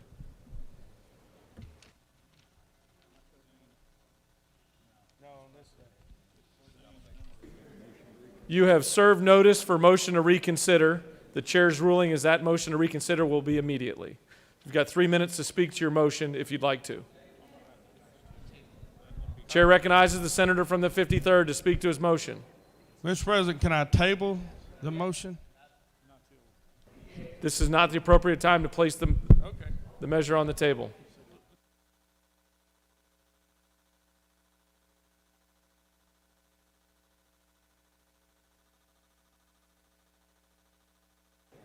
I made a motion, so I can speak to it now. You can speak to the motion. Ladies and gentlemen, thank you. And I am disappointed in my colleagues. I really was hoping you would let this go to the ballot. And that's all this did, was take it to the ballot. And I wish you would reconsider that. But thank you, Mr. President. I'll yield the way. For what purpose does the senator from the 26th rise? He waives. Would any other senator like to speak for or against the motion to reconsider? The chair sees none. Senator from the 53rd has made a motion to reconsider Senate Resolution 131. All those in favor of the motion to reconsider vote yea. Opposed, nay. The secretary will unlock the machine.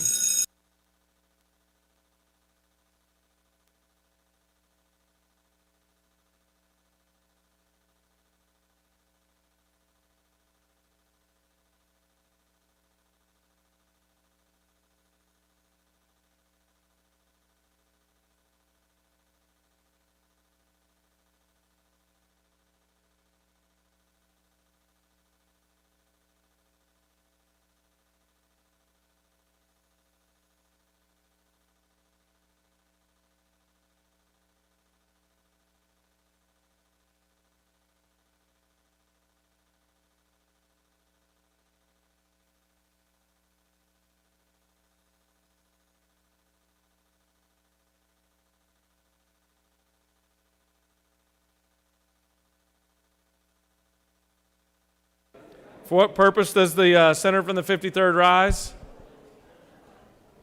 Thank you, Mr. President. I move to table Senate Resolution 131 after you tell me Hold this. one moment. We'll recognize you for that motion in a minute.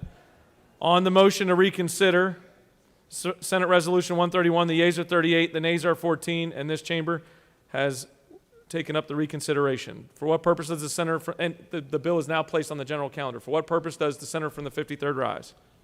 Thank you, Mr. President. I move to table Senate Resolution 131.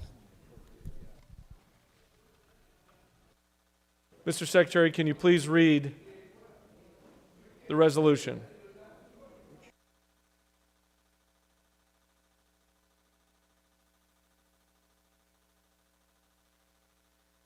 All right, for clarification, are you referring to Senate Resolution 131 or Senate Bill 212?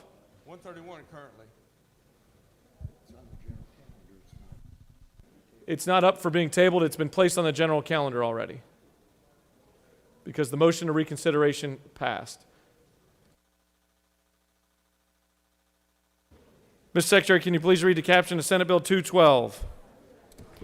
Senate Bill 212, a bill by Senator Mullis of the 53rd and others, a bill to be entitled an act to amend Title 50 of the OCGA relating to state government so as to provide for pari-mutuel horse racing in this state at a limited number of licensed equestrian centers, to create the Georgia Horse Racing Commission, to provide for the comprehensive regulation of pari-mutuel and related activities and for other purposes. Mr. President, the Senate Committee on Regulated Industries and Utilities recommends that this bill do pass by committee substitute. Respectfully submitted, Senator Kauser of the 46th District Chairman. Mr. President, the Senate Committee on Regulated Industries and Utilities offer the following substitute to Senate Bill 212, a bill to be entitled an act to amend Title 50 of the OCGA relating to state government so as to provide for pari-mutuel horse racing in this state at a limited number of licensed equestrian centers, to create the Georgia Horse Racing Commission, to provide for the comprehensive regulation of pari-mutuel and related activities and for other purposes. That completes the order, Mr. President. For what purpose does the senator from the 53rd rise? Thank you, Mr. President. With great haste and great disappointment, and with my colleagues, I move Senate Bill 212 to the table. Senator from the 53rd has made a motion that Senate Bill 212 be placed on the table. Is there objection? The chair hears none, and Senate Bill 212 is placed on the table. Mr. Secretary, can you please read the caption of Senate Bill 566?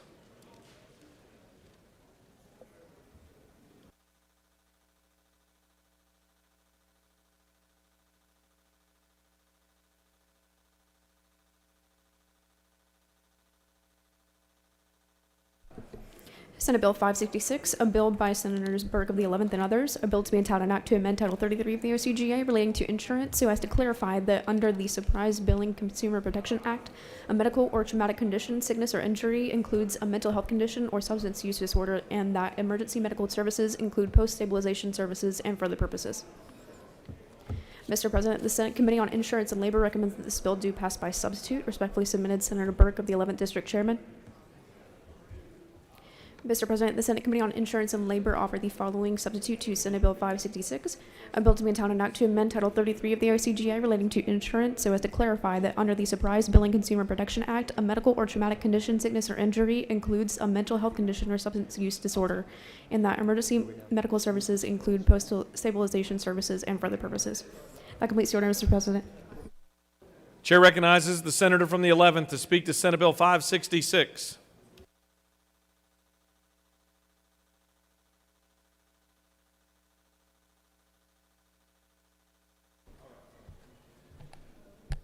Thank you, Mr. President.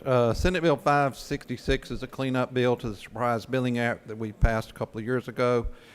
It clarifies that an emergency room visit for a mental health acute condition is considered part or under the surprise billing law, and it also ensures that if you're admitted through the emergency room for a emergency problem, that admission is considered one visit with that emergency room visit. Be glad to answer questions, Mr. President. You don't appear to have any questions. Does any other senator wish to speak for or against Senate Bill 566? The chair sees none. The questions on the adoption of the committee substitute. Is there objection to adoption of the committee substitute? The chair hears none. The committee substitute is adopted.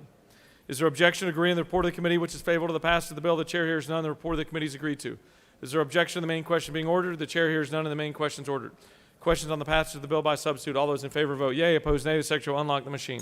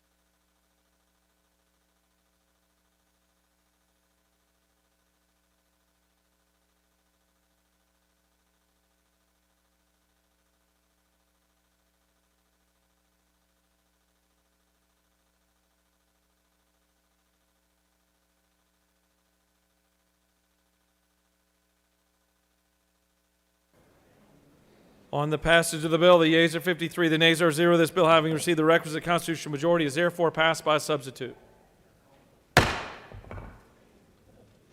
Ms. Secretary, can you please read the caption of Senate Bill 605? Senate Bill 605, a bill by Senators Burke of the 11th, a bill to be entitled an act to amend Article 5 of Chapter 8 of Title 34 of the OCGA relating to contributions and payments in lieu of contributions relative to employment security so as to provide for certain nonprofit organizations to have the option of making installment payments to finance unemployment benefits and for other purposes.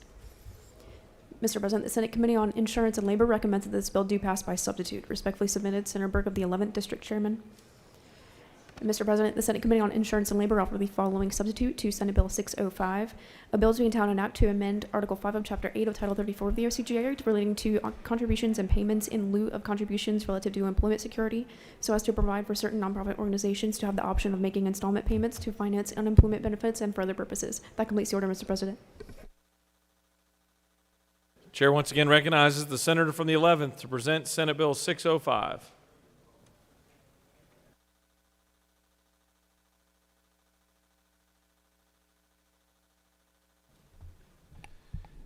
Thank you, Mr. President.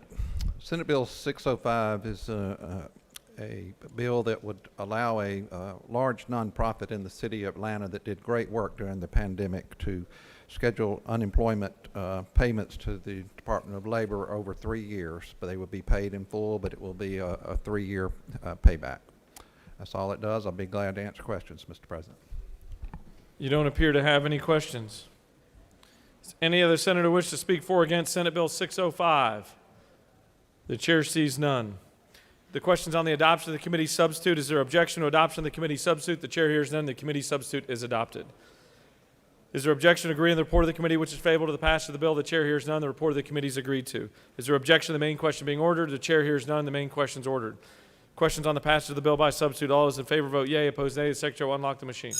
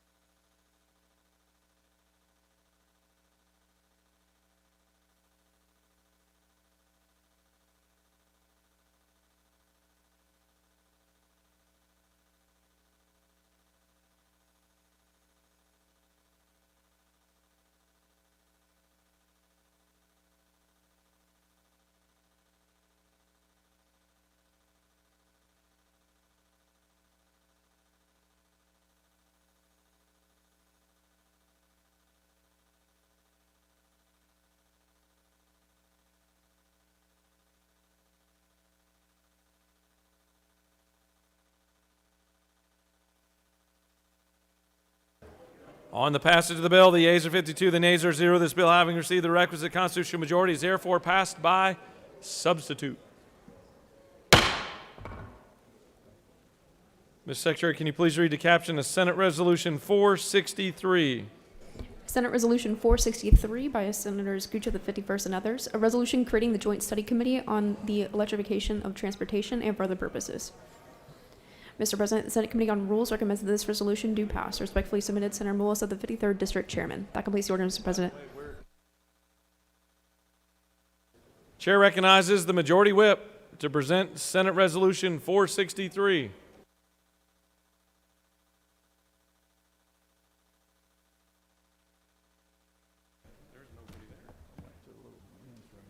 Thank you, Mr. President. Ladies and gentlemen, I have a bill for you today. It's a joint study committee between the Senate and the House. And the topic of this will be very, very important to all of us. I'm sure you are knowledgeable of the recent legislation and policies that have been adopted by the Biden administration. They're predicting in the next 10 to 20 years that the combustible engine would be totally eliminated on our vehicles on the highways. Obviously, when you go from a drastic change from everyone driving millions of cars a day that are relying on gasoline or diesel, and you go to electric, then there's going to be an impact to our systems. There's a lot of issues that we've been looking at this year, and we realize it's a bigger issue than we can handle in one session, so we're asking you to support this study committee. The study committee will look at issues dealing with direct sales of electric vehicles, like the huge economic development project that was just announced by Rivian coming to Georgia. It's going to invest $5 billion in our state. We'll also be looking at funding transportation and how do we pay for our roads and bridges if we no longer have the gas tax. We currently collect $2 billion a year in motor fuel tax from our automobiles. If we go to a completely electric vehicle inventory in the next 20 years, we've got to find a way to replace that money in order to maintain those bridges and our roads. We have one of the best road systems in our country under the leadership of Russell McMurray at GDOT. We also have to look at how do we put charging stations around our state. The federal government has just appropriated $5 billion to be spent over the next 5 years to create a charging network system that will allow states like Georgia to be able to use federal funding to put these charging stations out. Georgia is earmarking $134 million for this network. The plan has to be submitted by August 1st of this year. This study committee will be looking at that as well. And we'll also be looking at how do convenience stores get charging stations. How do they buy their electricity and resell it for the electric cars? There's a lot of debate on whether that should be a deal that would violate the Territorial Act that we have today with Georgia Power. So this study committee will be important to us. We'll come back next year with a lot of information and some new policies that will move us into the next phase of electrification of transportation. The committee is made up of 11 members, 4 of which will be from the Senate, the chairman of Regulated Industries, the chairman of Transportation, and 2 members appointed by the Lieutenant Governor will be on that committee, along with 4 House members from basically the same committee structure over in the House. Would be the Transportation Chairman and the Chairman of Energy, Utilities, and Telecommunications. We will also add the Department of Transportation. The Commissioner will be on this study committee, the Commissioner of Economic Development, and also the Chair of the Georgia Public Service Commission. Mr. President, I'm happy to take questions. I'll yield for your support. You don't appear to have any questions. Thank you very much. Any other senator wish to speak for or against Senate Resolution 463? The chair sees none. Is there objection to agreeing the report of the committee which is favorable to the adoption of the resolution? The chair hears none. The report of the committee is agreed to. Is there objection to the main question being ordered? The chair hears none and the main question is ordered. Questions on the adoption of the resolution. All those in favor vote yea. Opposed nay. The secretary will unlock the machine.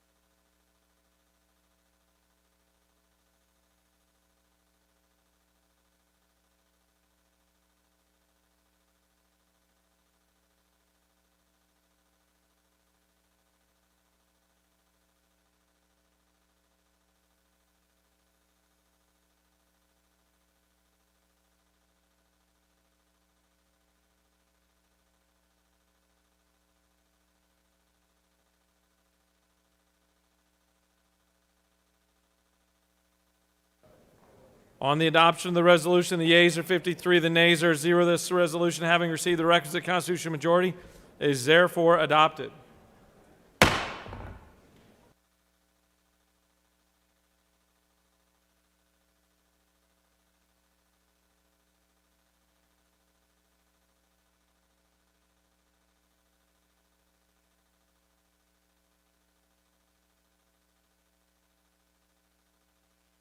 Mr. Secretary, can you please read the caption of Senate Bill 553?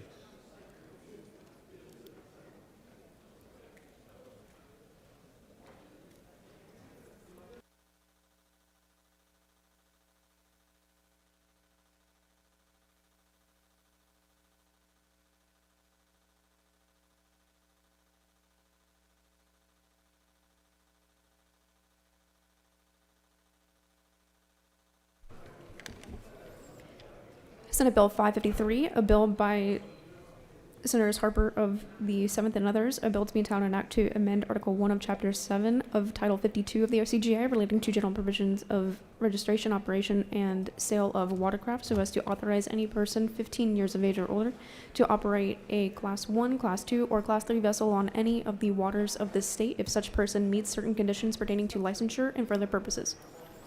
Mr. President, the Senate Committee on Natural Resources and the Environment recommends that this bill do pass by substitute. Respectfully submitted, Senator Harper of the 7th District Chairman. Mr. President, the Senate Committee on Natural Resources and the Environment offers the following substitute to the Senate Bill 553, a bill to be entitled an act to amend Article 1 of Chapter 7 of Title 52 of the OCGA relating to general provisions of registration, operation, and sale of watercraft and for other purposes. That completes the order, Mr. President. Chair recognizes the senator from the 29th to present Senate Bill 553.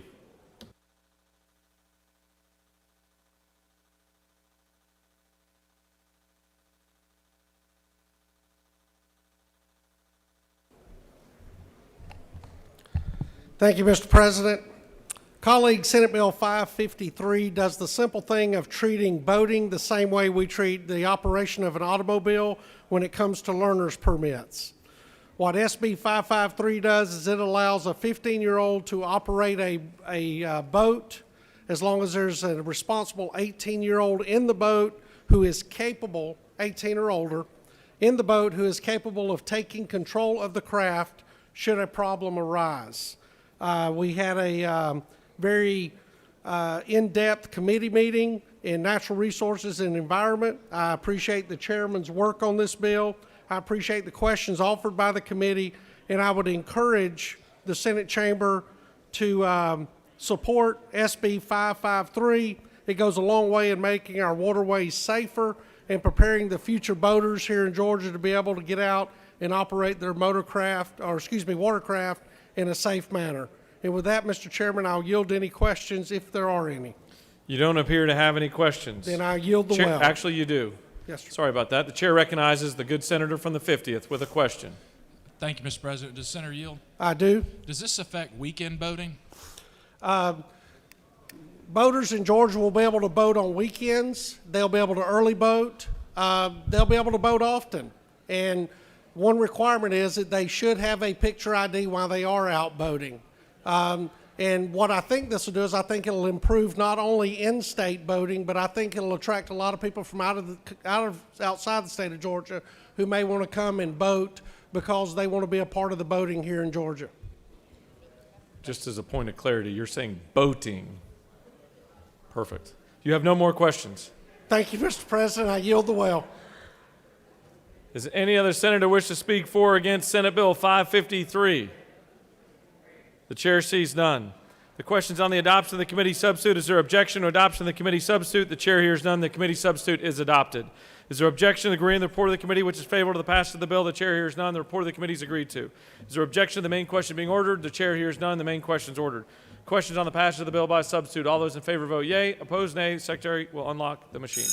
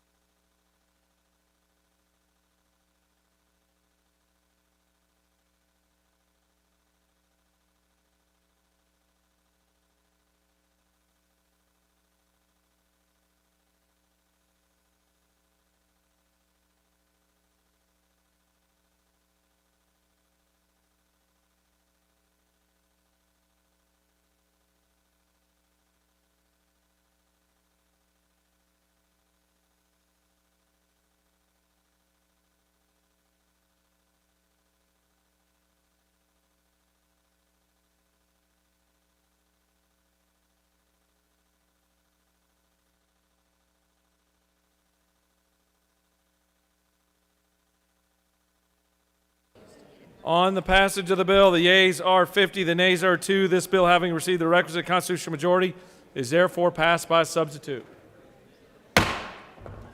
Chair recognizes the majority leader. Mr. President, I ask unanimous consent the Senate's rules be suspended in order to table the remainder of the bills on the rules calendar. The majority leader has asked for unanimous consent that the Senate suspend its rules to table the remainder of the bills on the rules calendar. Is there objection? The chair hears none, and the remainder of the bills are placed on the table. Here's the posture we're in. We're going to take a 45-minute break and go to lunch. We've got sandwiches in the ante room for y'all. We're going to take a 45-minute break and come back at 12:45 to carry on with our business.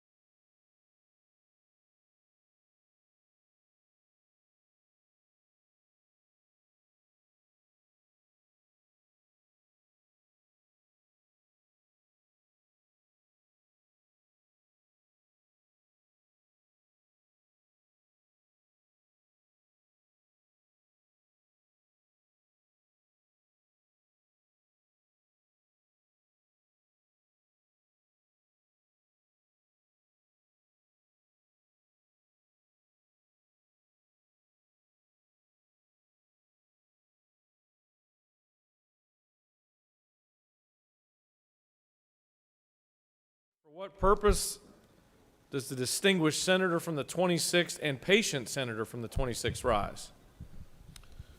Mr. President, I would ask for unanimous consent in order to have a bill introduced, read, and assigned for the first time. Two bills or one? Two bills. Senate Bills 623 and 624? Yes.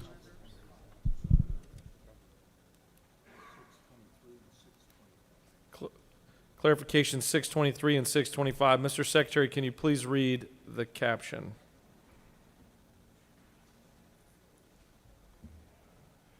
And these are Senate Bill number 623, a bill by Senator Lucas of the 26th and others, a bill to be entitled an act to amend and act to reconstitute the Board of Education of Hancock County, approved April 5th, 1993, as amended particularly by an act approved May 6, 2013, so as to change the description of the education districts, to provide for definitions and inclusions, to provide for the continuation in office and current members, and for other purposes.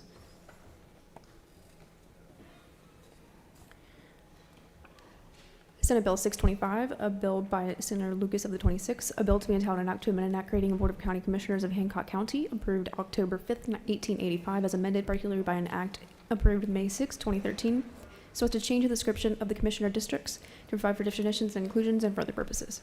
That completes the order, Mr. President. Senator from the 26th has asked for unanimous consent that the rules be suspended and that Senate Bill 623 and 625 be read for the first time and referred to committee. Is there objection? The chair hears none, and both are assigned to state and local government.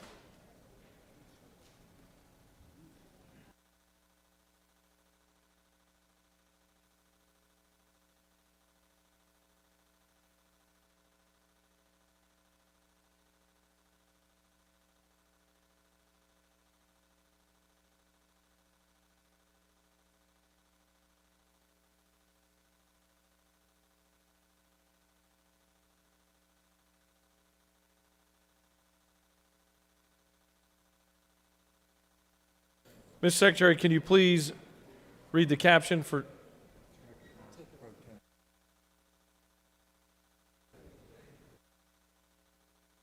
Chair recognizes the pro tem for a motion. Mr. President, I move to take Senate Bill 601 off the table. Mr. Secretary, can you please read the caption?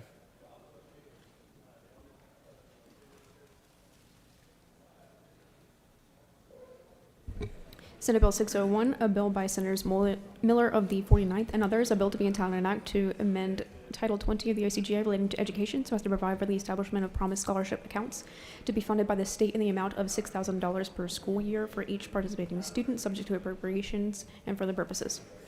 That completes the order, Mr. President.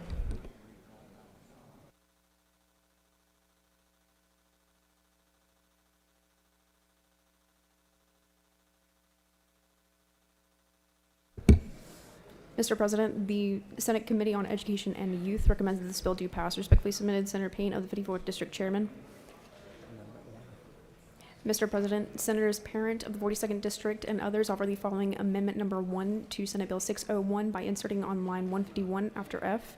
A participating school shall administer nationally norm reference instruments in the same manner as required for public schools pursuant to OCGA Code Section 20-2-281A and report scores to the State Board of Education to be made public pursuant to OCGA Code Section 20-2-281OG. That completes your...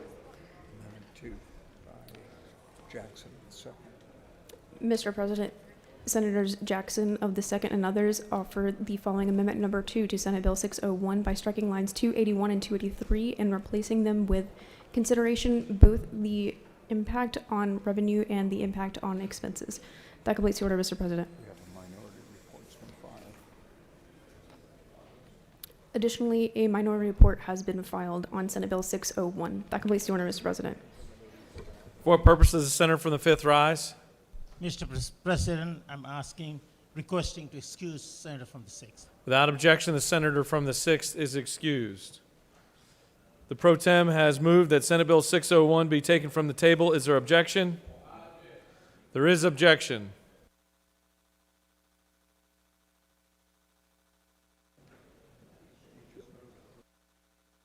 All right, there is objection to taking Senate Bill 601 off the table. All those in favor of removing Senate Bill 601, vote yea. Opposed, nay. The Secretary will unlock the machine.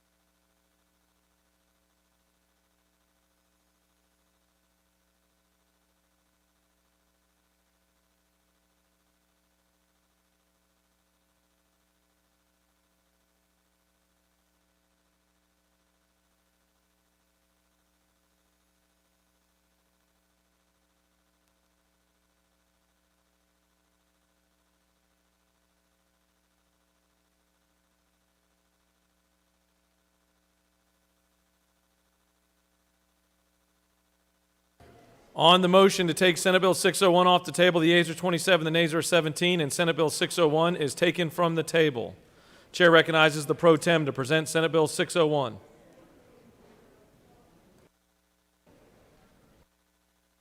Thank you, Mr. President. Ladies and gentlemen of the Senate, I bring before you Senate Bill 601. Senate Bill 601 provides for the establishment of a promised scholarship in the amount of $6,000 per year per student. It authorizes the Georgia Student Finance Commission to participate and promulgate the rules and provide an annual report on the Promised Scholarship Account Program. It also provides for annual testing of participating students, and it provides for audits for the Department of Audits and Accounts. Further, the bill provides for the promise of the scholarship and is defined with directed amounts, and it's only upon funding through appropriations, and the promised scholarships are to be funded in the amount of, again, for $6,000 for the participating students. This is an opportunity for us to give students that are trapped in school systems that are underperforming an opportunity to move forward. I would appreciate your favorable considerations. I'd stand for any questions. Chair recognizes the senator from the 10th with a question. Thank you, Mr. President. The Senator yield. Yes, sir. Senator, are these merit-based or even need-based scholarships? No, sir. Why aren't they? It's not depending upon the student, it's depending on the system and what's appropriate for the student. It's not just the student and the system. Now, I, for instance, am very fortunate. My county, my area, my district rather, has 3 great school systems. We have options. There are folks that are in certain school districts who don't have options. Senator Yale? Yes, sir. So a high-income family that's making well above whatever amount you want to put in there, yes, $500,000, yes, can still qualify for a $6,000 scholarship for their student? Yes, sir. As could a minority student making very well below the poverty level, and could also qualify. Senator Further Yield? Certainly. Senator, isn't the purpose of moving students from one school system to the other to get a better education? Certainly. So if you do that and drain resources from schools that need it the most, wouldn't that further impact and hurt those schools by draining those QPE dollars? Well, I'm not sure that I completely agree with you. You have a valid question, but I would say that it's particularly the system rather than the funding. Senator Further Yield? Certainly. Aren't we charged with protecting the system and ensuring there's a quality education for all of Georgia's children? I sense that you're a no vote on this. Yes, sir, we are charged with that. Given that responsibility, Senator, aren't we hurting those students that we are supposed to be protecting with the dollars and the resources that this state has? I would respectfully submit that we are giving students that are trapped in a failing school system an opportunity to move elsewhere. I would also respectfully submit to you that there are plenty of schools and plenty of students who do not have options. Senator Further Yield? Certainly. Senator, I'm not talking about those students that you say are trapped in the failing school system, because certainly we could upgrade those school systems by putting in additional resources and additional educators, and using all of their tools and weapons that are available to the state to upgrade those schools. Certainly. I'm talking about making this money available to the top 1% of the wage earners in this state. Certainly, the senator knows of what he speaks. Thank you. Senator, further yield? Certainly. Senator, where's the fairness in this legislation? The fairness in this legislation is giving students that don't have opportunities. The fairness in the legislation is, in committee we were asked, what about minority students going to other schools? And the fairness would be that it would raise the minority participation, as was pointed out in the committee meeting. So I would say that the fairness in this is that everybody in this room deserves and wants their children to have the best opportunity for success. And that, sir, is where the fairness is. Senator Yale? Certainly. So doesn't it make sense with your definition of fairness to exclude the top wage earners in the state from being able to drain resources from already a strained school system? The senator could certainly bring an amendment to that effect. Would you support Or you could that pass, amendment? or you could, I would not, or you could pass bring a bill to that effect. Thank you, Senator. Thank you, Senator. Chair recognizes the senator from the 27th with a question.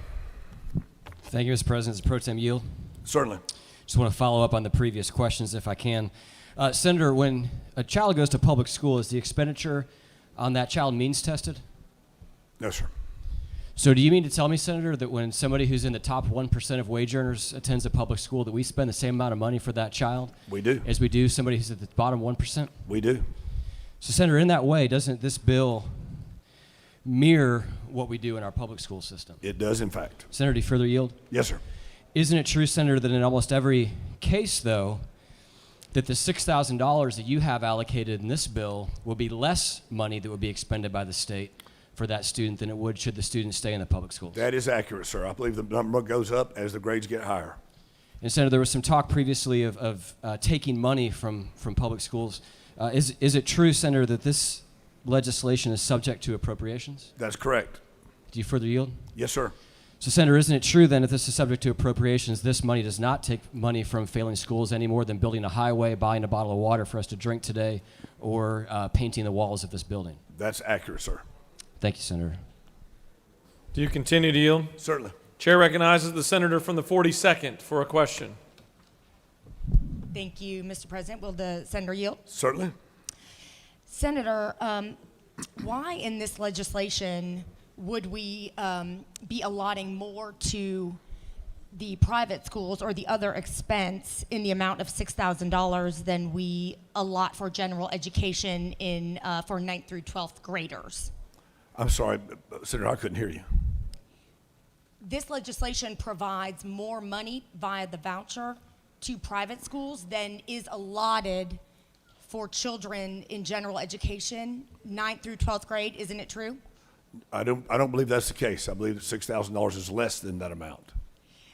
Isn't it true that the general education amount for 9th through 12th graders, when you're not including special needs or English as a second language, the general amount is $4,159. Isn't it true? I'm sure that the senator knows of what she speaks. $6,000 was an average. And isn't it true that that's a full $1,800 less than we give the public schools for these children, Senator? You did very good math there, Senator. Thank you. Thank you. Chair recognizes the senator from the 21st with a question. Thank you, Mr. President. Senator Yield. Yes, sir. On lines 76 through 78, it talks about a student must be enrolled in that school for at least 6 weeks during the immediate previous school year. Can you explain that? And do you see that? So this won't, if you're currently in a private school, you cannot take part in this. You'd have to go back to a public school for 6 weeks and then ask to take advantage of this $6,000? That would keep the public school money from being vacated out of the public school to the private school. And that's why that 6 weeks is in there. Thank you. Chair recognizes the senator from the 36th with a question. Thank you, Mr. President. Is Senator Yield? Certainly.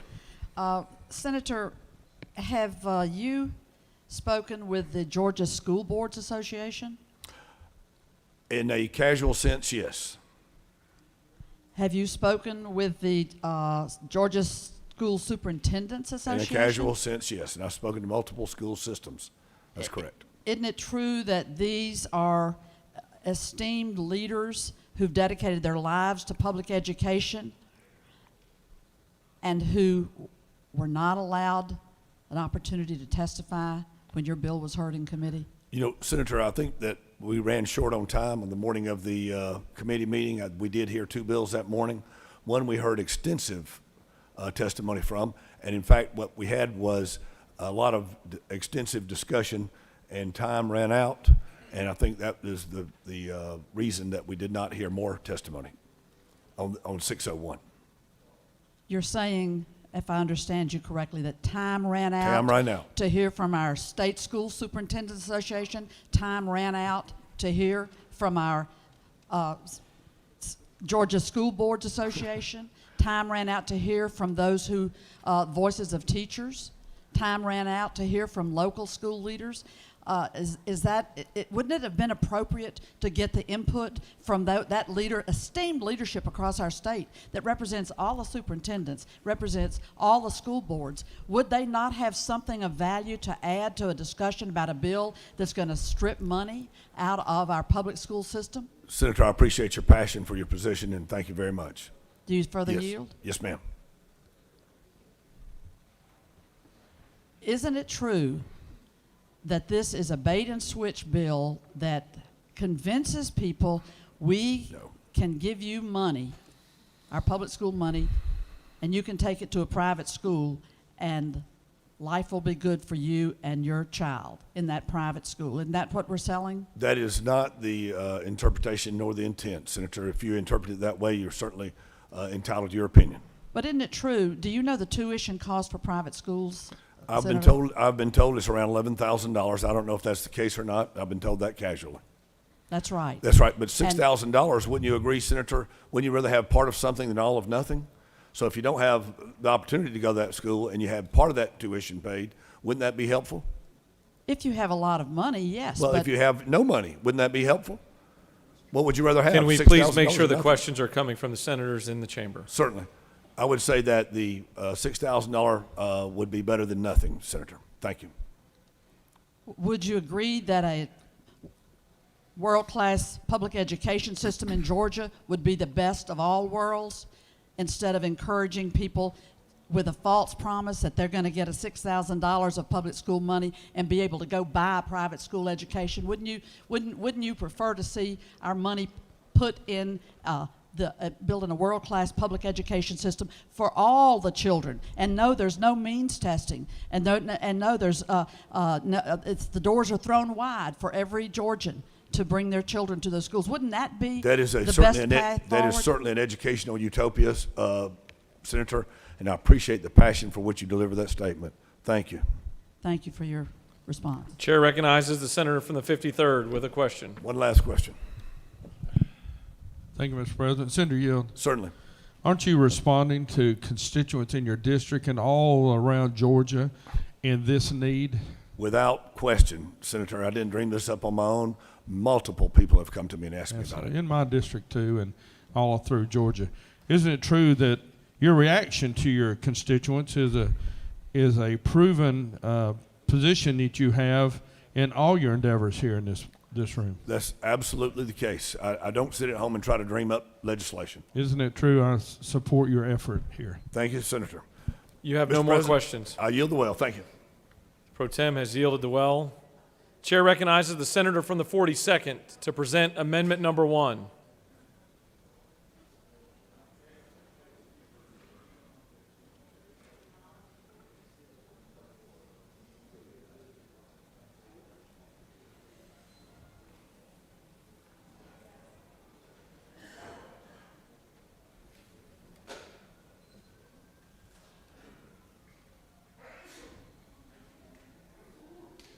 God bless you. Thank you, Mr. President. Colleagues, I'm up here to present amendment number 1. We have passed many bills and regulations required of our public schools to account for accountability, transparency in the way taxpayer funds are spent. And some of those things include test scores, open school board meetings, elected school board members. There's a whole host of things that we have required, including in Senate Bill 68 a few years ago, that started delving a little bit more into making sure that the finances of school systems were transparent.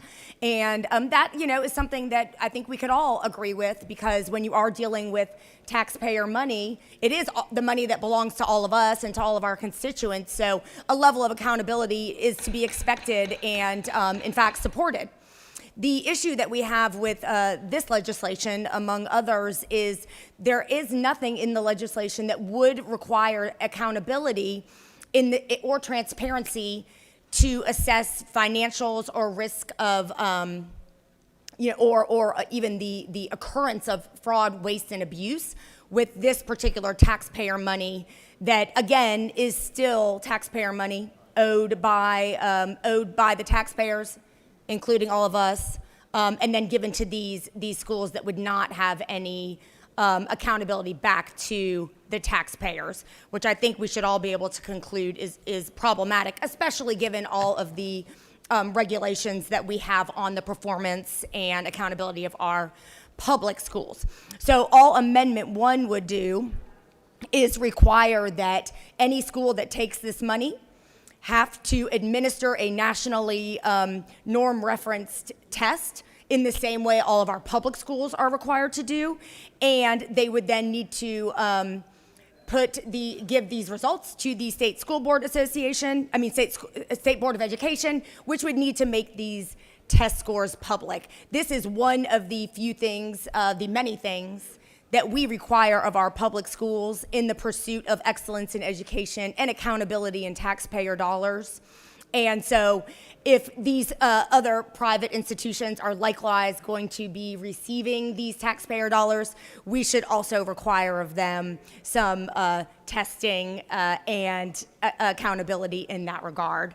Happy to answer any questions about Amendment number 1, and if there are none, I will take my seat, Mr. President. Before we take questions, I just want to remind the chamber to keep your voices as low as possible on the floor while we listen to the senator in the well. Chair recognizes the Majority Whip with a question. Thank you. Will you yield for questions? I will yield, yes. So, is it not true that all 3 of my children go to public schools in North Georgia? I assume the senator knows of what he speaks. And I'm going to ask this not to get personal, but is it true that your children go to a private school? That seems like it is trying to get personal. Well, I wanted to ask another question pertaining to that. Are we, really? My question is, what kind of accountability do you get from your private school today where your children attend? Can you tell us a little bit about that? Yeah, there's plenty of testing and accountability. It's not made public. And in this instance, these schools would be receiving public dollars. So then they have responsibility back to the taxpayers. In the same way, if you would like to elaborate on your lack of support for the myriad ways that we require public schools to make themselves accountable for public dollars, I'm sure we would all love to hear more about that. Thank you. But as a taxpayer and as a parent, you feel that the private school is accountable to you for the education of your children and for the money that you spend each year for that? Senator, the private school would be accountable in some ways to the parent, but they are not accountable to the taxpayers, and that's the distinction. So it seems to me like it would be the same. How would it be different? If you're a parent, you're paying thousands of dollars. I heard the number $11,000 per year that you're paying for your children. How do you not feel like that's accountability? If you're making that investment in your children's future, the same way this bill would be doing, because it's all taxpayers' money, it's coming through the Department of Education, through the budgeting process. Under this bill, it would be paid for in a different way, but it's still coming out of the taxpayer's pocket. But you feel like the accountability measure is in place at your school and you're satisfied with that? There's not an accountability measure in private schools for taxpayers or their dollars or the performance of the students therein, the way that there is in in public schools. And so I think, the distinction that you're drawing, falls apart when you start to talk about what is the purpose of public education and what is the purpose of all the dollars that we appropriate for public education for our students. One of the charges that we have is to use our public dollars to provide the best education that we can for as many students as we can. Sure. Is it perfect? No, it's never going to be perfect. But we are talking about 1.7, million school children, and I'll just throw in there real quick that only in the past in the past 20 years, we've only fully funded our basic formula twice. So we do have a $10 billion deficit over the past 2 decades in that funding under our own formula. So where the analysis begins to fall apart is when you are saying this family is probably still paying property taxes, but they've chosen to pay tuition. That is a personal analysis by that family. What we're talking about when we talk about public dollars and public schools and money that would flow through this bill is taxpayer money writ large for the community writ large, in the same way that we talk about funding public schools. So you're talking about a micro-analysis. I'm talking about the macro analysis of what is the purpose of public education, how we fund it, and what sort of accountability there are to taxpayers. Will you further yield? Sure. Can you share some reasons why a parent would choose to take their child to a private school, whether it's your issue with your family or others? Well, I'm glad you asked about that. Thank you. So that is another one of the problems with this bill.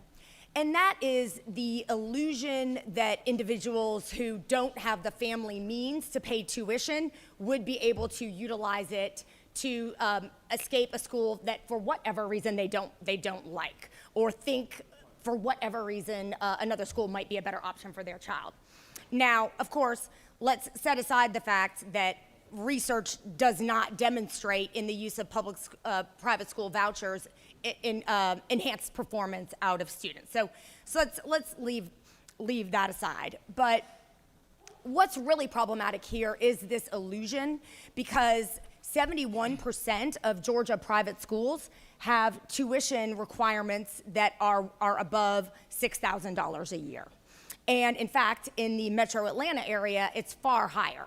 So I raised with the author of the bill in committee that if you're really talking about being able to enable school choice in Atlanta, say, let's just talk about inside the perimeter where hundreds of thousands of people live.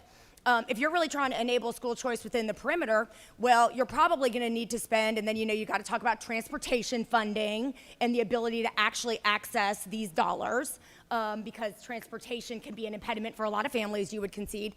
So, you're really talking about more like $25,000 to $30,000, and then many families have multiple children. So, right away you're going to need to be talking about $100,000 per family if you are really trying to enable true school choice within the perimeter here in Metro Atlanta. And given that this bill would only provide $6,000, you can see how these promises are completely illusory. If you are really going to try to enable lower income families to exercise true choice, this bill would be means tested, and it would accomplish that instead of allowing people that already send their children to private schools, and can clearly afford it because they're doing it already, to just take the money that is right now supporting the 1.7 million children in the public schools and just shift it right over to the private schools, and is obviously completely wide open for individuals who don't intend to send their kids to public school and have the means to afford private school. So in that sense, you're really helping very, very few people who are a little bit on the bubble wall of being able to afford tuition, while hurting a much larger number of children and helping people that actually are very affluent and already have the means to pay full tuition. Senator, my question was, why do you choose to take your children to a private school here in Atlanta? And I don't think you answered that question, but you talked a lot about cost and affordability and all that. But if I support this amendment that you proposed, will you vote for this bill then? Well, let me go back a second, Senator. My answer was because the reason I discussed all that is because this bill doesn't do that.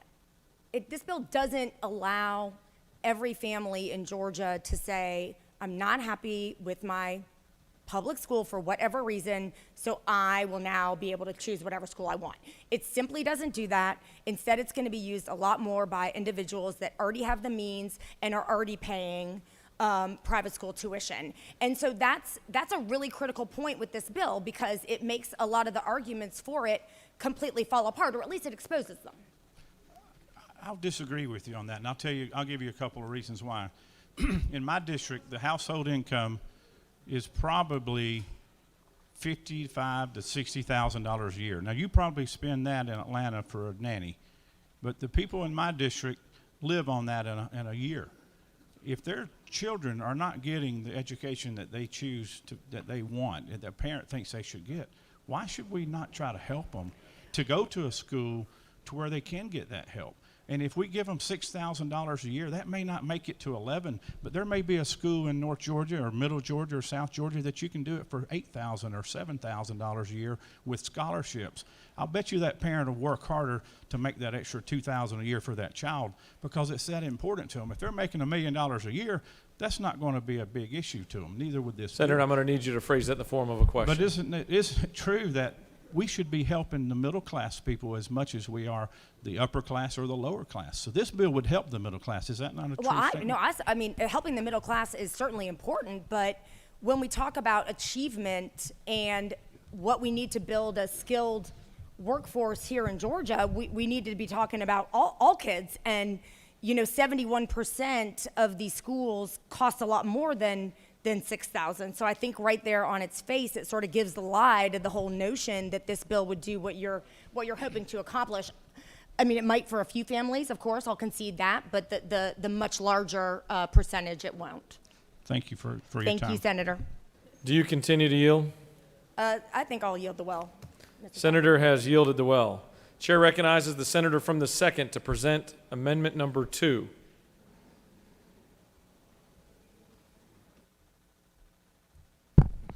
Thank you, Mr. President. Colleagues, I present to you amendment number 2 on Senate Bill 601. On page 12, I want to strike lines 281 to 283 and just have it read, consideration both the impact on revenue and the impact of expenses. And it's very simple. If we don't strike that, under this bill in its current form, they must say they're saving money even when they don't. They must say they're saving money even when they don't. It says even if the public school is losing students or students does not reduce its spending. So it's a very simple amendment. I urge that you pass this simple amendment just to make this legislation read a little better. Mr. President, if there's no questions, I yield the well. You don't appear to have any questions. Chair recognizes the senator from the 36th to speak to the measure.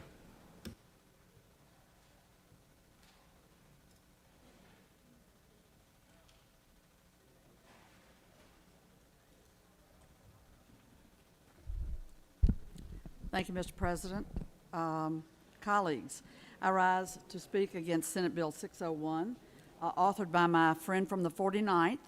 I believe we're going down a dangerous path here, and we need to sit up and take notice before supporting this bill and putting the Senate on record for a very ill-conceived voucher bill that yet again is another false flag signaling to the voucher crowd, and there's a movement that's funded by the right wing in this country promoting private school vouchers, believe you me. Let's not pass a signaling bill in an election year to serve crass political purposes. Let's stay on focus about how are we serving our public school population, how are we building a world-class education system, a public system open to all in Georgia. And I'll tell you this, when you continue to suck money out of the education budget, and as you heard from the last speaker, $10 billion and counting.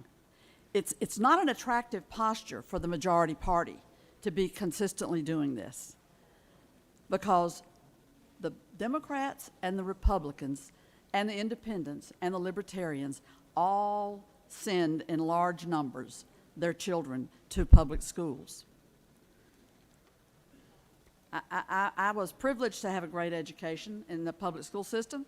My two sons have a great education in the public education system of Atlanta. I'm not going to support, and I urge you not to support, a bill that's fiscally irresponsible. It takes taxpayer money and it pours it into private schools with limited oversight and limited accountability. And these types of voucher programs have been abused in state after state where they're implemented, including right here in Georgia. You know, in private schools, the teachers don't even have to have a college degree. Did y'all know that? That's right. That's right.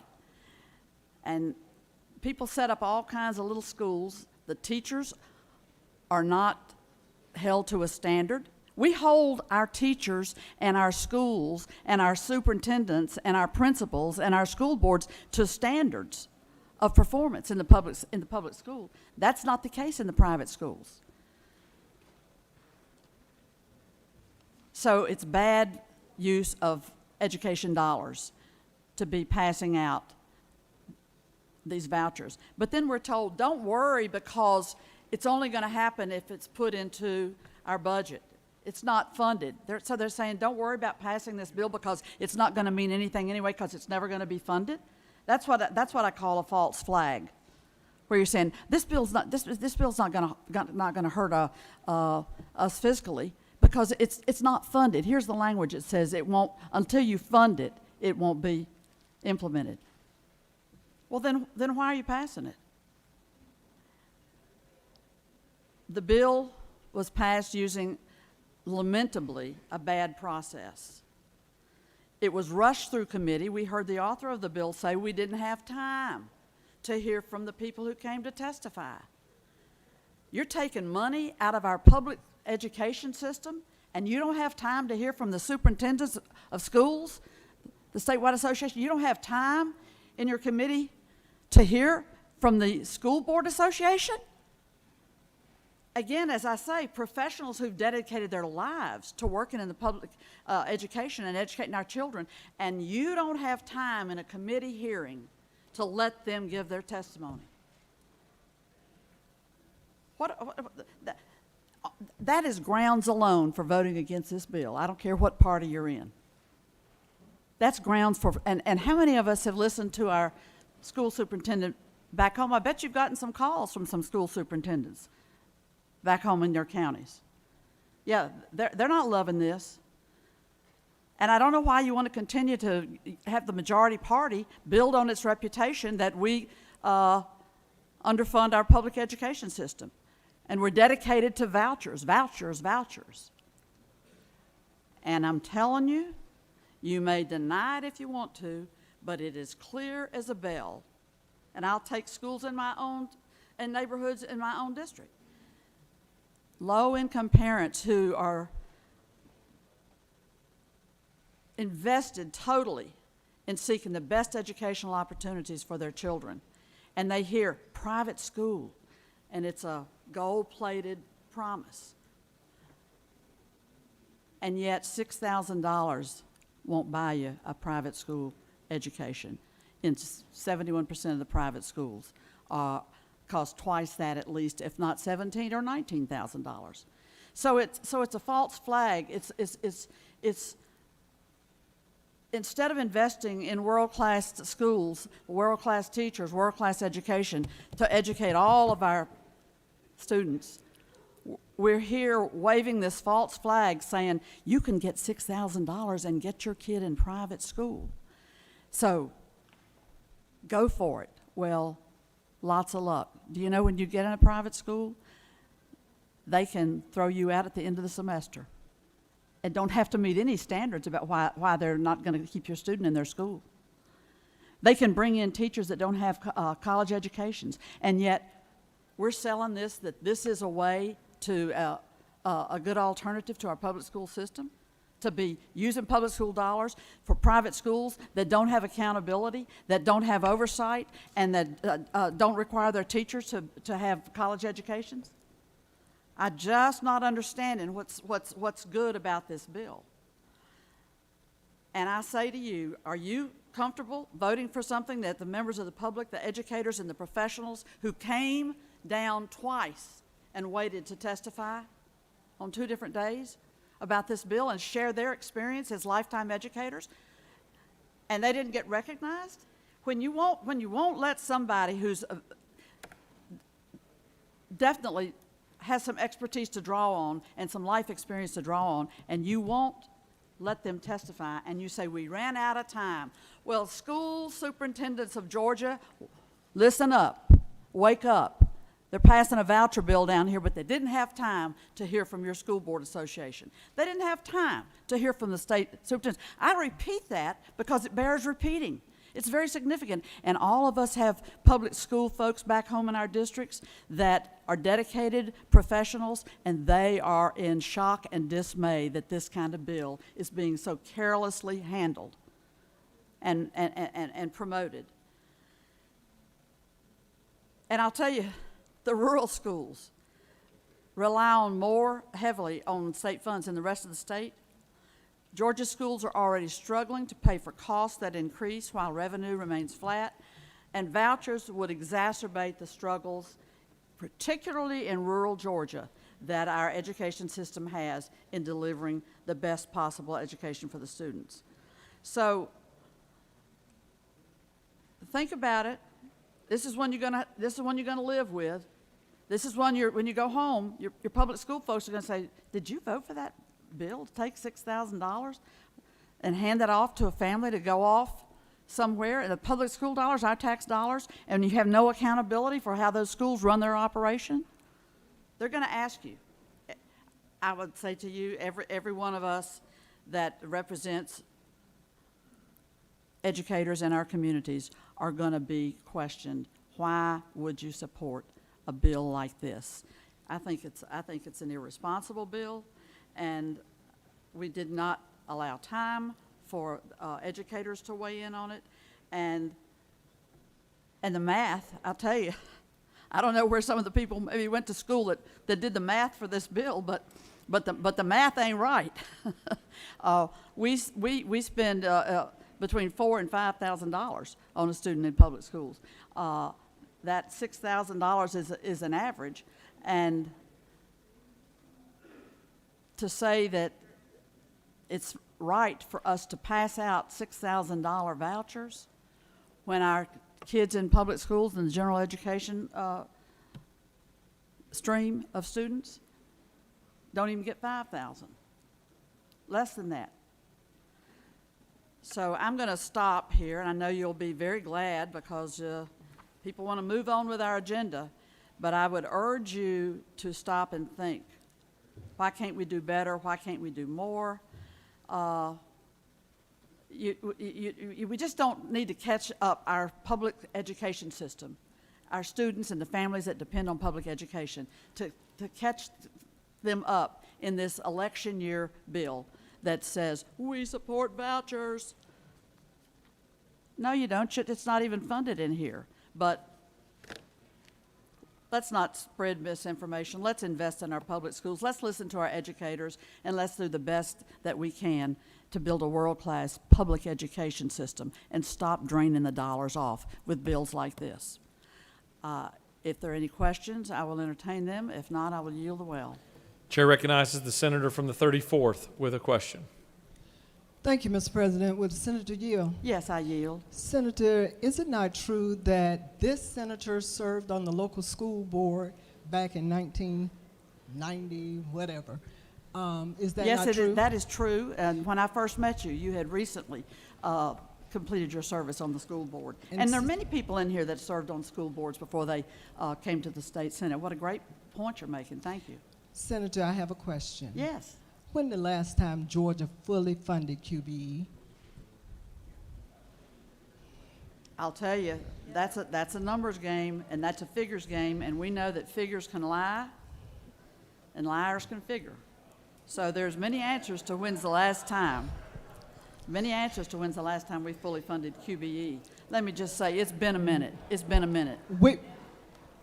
And Senator, before I let you go, I just want to make it clear that even though we make attempts to do things that we may feel is the right thing is not the right thing for everybody if it's not inclusive.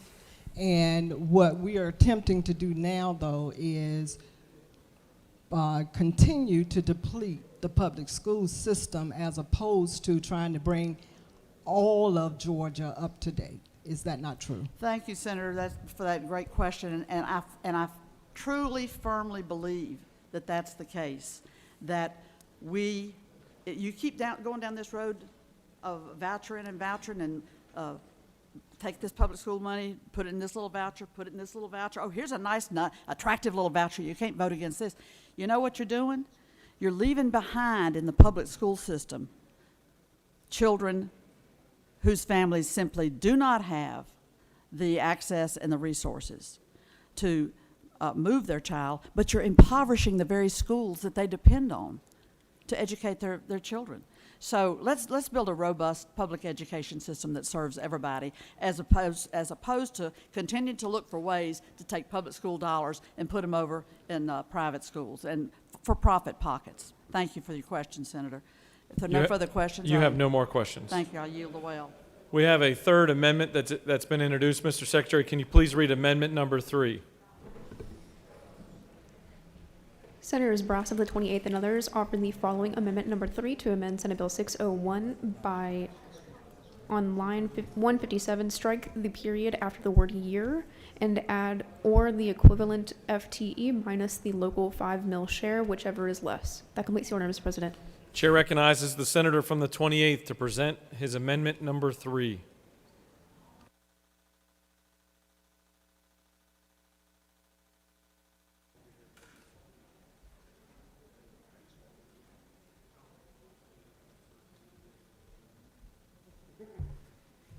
Thank you, Mr. President. Members, I rise and bring you this amendment. And simply what I'm trying to do here is ensure that the state's going to spend the same amount on the voucher as it would if the kid stayed in school. And that's really what this amendment does. It's really language that the senator from the 27th did on SB 173 that we voted on back in 2019. And so I encourage, if anybody's curious on how this vote's going to turn out, you might go back and look at that, and I'll give you a pretty accurate whip count on that. But simply, I mean, I've got my 4 primary counties that I represent. Heard County, their state FTE is about $5,362, and really the base amount's closer to about $2,784 per student. Coweta's $4,621. Troup County's $5,007, and in Carroll County, Carroll Schools is the only one that's over that $6,000. And so I'm simply just trying to parallel what that state FTE is, and to me the $6,000 is too much, and it really does hurt my folks like Heard County, and I certainly don't want to do that. I do believe in this legislation in principle, and I want to get it to where I can vote for it. But the only way I can do that is if we're going to make sure that the state is spending the same amount in that voucher as it does if that kid stays in school. With that, I'll yield for questions, or I can yield the well. You don't appear to have any questions. Thank you. I encourage your favorable consideration of Amendment 3. A 4th amendment has been introduced. Mr. Secretary, can you please read the caption to amendment number 4? Senators Owl of the 48th and others offer the following amendment number 4 to Senate Bill 601 by inserting after line 200, G, appropriations pursuant to this code section shall not be authorized for any fiscal year in which the General Assembly did not appropriate the full amount of funding provided for the code section 20-2-161. That completes the order, Mr. President. Chair recognizes the senator from the 48th to present amendment number 4. Thank you, Mr. President. This is really quite a simple, straightforward amendment. It simply says that we should attend to our constitutional duty of fully funding our public schools, and that if the QBE is not fully funded for any given year, that we should not be funding the measure in this bill. And with that, I yield the well. Senator has yielded the well. The chair recognizes the senator from the 27th to speak to the measure.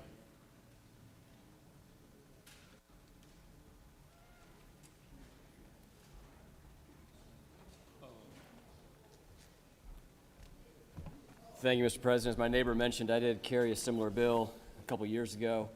I commend the author for bringing this bill here today. I want to correct the record on a few things, address amendment number 1, which I had a chance to clarify with the senator from the 42nd, and then talk a little bit about the value proposition that is within school choice. It was mentioned earlier, one of the earlier speakers said this is going to siphon money away and give it to people who are already attending private school. That simply is not true. This bill requires that somebody qualify for an FTE QBE count in the prior year before any money would go to them, so the state would be funding them. So whether it's the $6,000 or what the senator from the 28th brought forward, either way, you have to attend and hit a QBE count. Somebody asked the question, when did we last fund QBE? Well, last year, and we will this year. And one thing that I think is interesting, that I did not know this until somebody informed me of it, the school boards in the state of Georgia, this is pretty stunning, have more money in reserves than the state of Georgia. I want to repeat that. The school boards in the state of Georgia have more money in reserves than the entire state of Georgia itself. So the conventional thinking that these school districts are, always struggling for funding is true only to the extent that all of government is always struggling for funding. And at the moment, no governments anywhere are struggling for funding because we have printed and injected so much liquidity into the market via actions of our federal government under 2 separate administrations. It was stated that it's a myth that this is going to be helpful to students. One of the great things is we have had the opportunity to see how helpful this will be to students because we have the special needs scholarship. The senator who spoke of this being a myth that it would be helpful back when the special needs scholarships passed about a decade ago, spoke about how awful that was going to be, and there was a lot of doom and gloom at that time as well. But the reality is we have lots of stories of real children and real parents who have exercised this voucher program to put their children into real schools, to get them a real education, to prepare them to be a real part of the workforce here in Georgia. So there's nothing that is a myth about that. I do want to talk about Amendment 1 for a second. I did speak with the senator from the 42nd about this. Basically, what she is trying to do here is have standardized testing and transparency to the State Board of Education around that testing. If you look in the bill on lines 255 through 258, it mandates that there will be administered nationally norm reference tests that will be given to every student who is in a private school through this program. Lines 259 through 261 outlines that those same tests will be administered to those who are homeschooled. Lines 270 to 272 outlines that the results of those tests will be provided to the members of the General Assembly, which I think is probably the one difference between the amendment and this bill is that the amendment requires it be provided to the State Board of Education.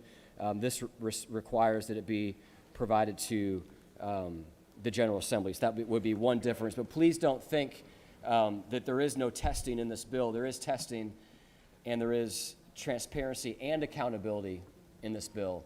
And I think that's one thing that's important to talk about as well is the difference between transparency and accountability. Our public schools do have transparency, but I think that there's some questions lately around how much accountability they have. If you had a student in Flint, Michigan, for example, who still today could not go to school in person because the schools are closed for COVID, I think, and they're closed for COVID, by the way, indefinitely, I think you might have some questions around the accountability piece. This ultimately gets to funding of public education. A lot of that was discussed. Public education is block funded. Is not block funded. Public education is funded by head count. So there's this idea that we're taking money away and that we're sending it to private schools. The reality is, the way this bill is written, the student who had the QBE received state funding. If they stayed in public school, they would still receive state funding. If they left public school, the school would not receive that state funding. So there's a little bit of a misconception here around that. And there's also, frankly, a misconception around the reality of the state portion versus the local portion. The state portion of funding, and this depends on what your local tax digest is, but it's about half. And then about 40% comes from local tax digest, and about 10% comes from the federal government. And for that 10%, the federal government gets to have all sorts of tentacles into our education, but that's a different story for a different day. We have a lot of data around the success of programs like these, and we have a lot of polling around programs like these. And a recent poll that I saw showed 74% support across party lines. 70% of Democrats, when asked, support bills like this. 80% of Republicans support bills like this. 73% of African American parents support bills like this. 69% of Hispanic American parents support bills like this. And 70% of Asian parents support bills like this. So why would the establishment oppose it? Why would politicians oppose it? And I think for that answer, we need to look no further than just down south of us in Florida. And the answer is politics. There's a governor down there that many of us may have heard of. His name is Ron DeSantis. He's the same age of me. He's quite more accomplished than I am.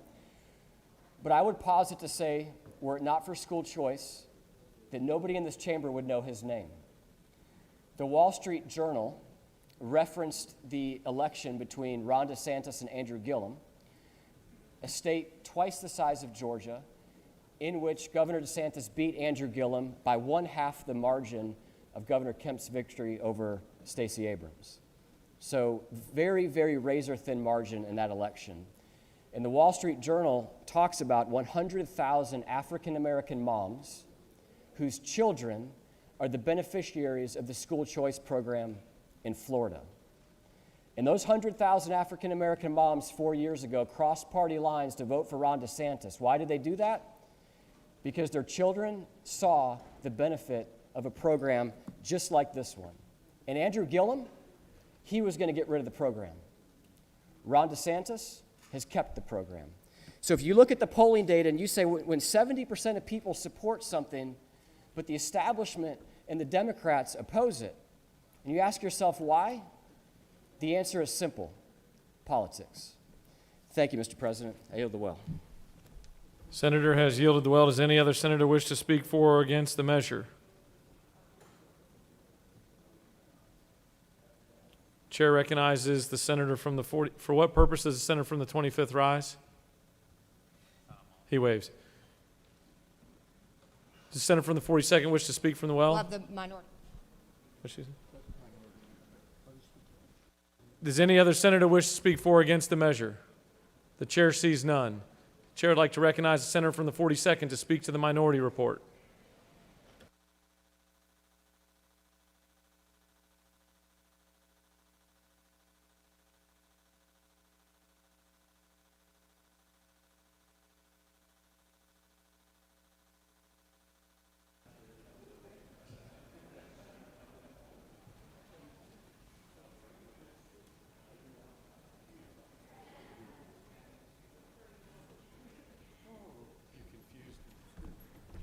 Thank you, Mr. President. We've already been over a number of points about the bill. Just want to reiterate a few things in closing. It's already been noted that this bill was not vetted. There was no testimony permitted to be taken in committee. It's been noted and discussed that there is a miscalculation as far as how much money would actually be going with the child via this voucher. It would be a full $1,800 more than that child would receive from the state were they in the public school. So it sends a clear message that the General Assembly, the government of Georgia, favors private schools over public schools, the ones we're constitutionally mandated to set up, provide, and support. And that just seems certainly upside down. If we were going to support one more than the other with a higher amount, it should obviously be the public schools. The amount, so say 42 children used this voucher, just to use one example, the public schools would lose $175,000, and the private schools would actually end up getting $252,000. So you can see quite a large discrepancy on that. In addition, moving children from public schools to private schools does not decrease overhead costs. The only way that it actually could have a meeting on the loss of revenue and loss of expenses is if the exact right number of children left, that you can eliminate a classroom and a grade, for example, and eliminate those two jobs, the teacher and the paraprofessional. Then I suppose you could make the claim that the schools saved money, but the reality is even under that scenario, you still have the fixed costs related to the building and administration, the cafeteria workers, the bus drivers, and everything. So under really no scenario is it possible that these schools could be counted as saving money. And of course, in reality, it's totally illogical to think that in, I'll use a school name of a school in my district, Maryland Elementary School, you have exactly 24 first graders who take the voucher and then they leave, and so then they eliminate the teachers that would have taught in that particular classroom in that grade. That's obviously strains credulity to even think that could occur. Vouchers divert students randomly, in other words, and the teachers and classroom equipment remain, and the classroom will just have less resources due to the diversion of the $6,000 per number of child. Public voucher programs end up being programs for parents who already intend to send their children to private school and have the means to do so. I already made this argument up here today, but it is not one that I'm making alone. That was a quote from Lisa Morgan, the president of the Georgia Association of Educators. I received a lot of emails from individuals who came twice to testify to this legislation in committee and were denied the opportunity to do so on 2 successive committee hearing days before this bill was passed out of committee. So I just wanted to share a few things that these individuals, had sent. Over the years, the Senate has voted to dramatically increase the accountability of school boards for the use of public money and to allow public participation. Senate Bill 68. Test score accountability is now culture. Even if you are in favor of vouchers in principle, support for this bill means you can't be in favor of transparency and accountability and this bill at the same time. The reason we have always been told that we needed this accountability is that the principles of transparency and accountability are there to protect the children and protect the taxpayers. So don't we have a responsibility to check how the dollars we spend are used and how much bang we got for those dollars? Even if we're saying that vouchers are needed to give children more opportunity and educational freedom, we still have the responsibility to check to see how each and every private school used these funds. The voters should have a right to check. Private schools have a choice on whether they participate in voucher programs and take public dollars. If they choose to take the money, they should be required to trade their acceptance of millions of dollars for the same level of transparency and accountability that this body has required of public schools. Private schools do not have elected board members accountable to the people who pay for the vouchers, have to post their individual school audits and budgets to the public so that the public can see for themselves if there is fraud, waste, or abuse of funds, have to undergo financial training. It's another bill we've done since I've been here. Have to subject themselves to anti-nepotism laws and a code of ethics, or have specific consequences and interventions for failure to academically perform. If we invest millions of dollars in any educational program, we must have the above measures of accountability to protect the children and the taxpayers.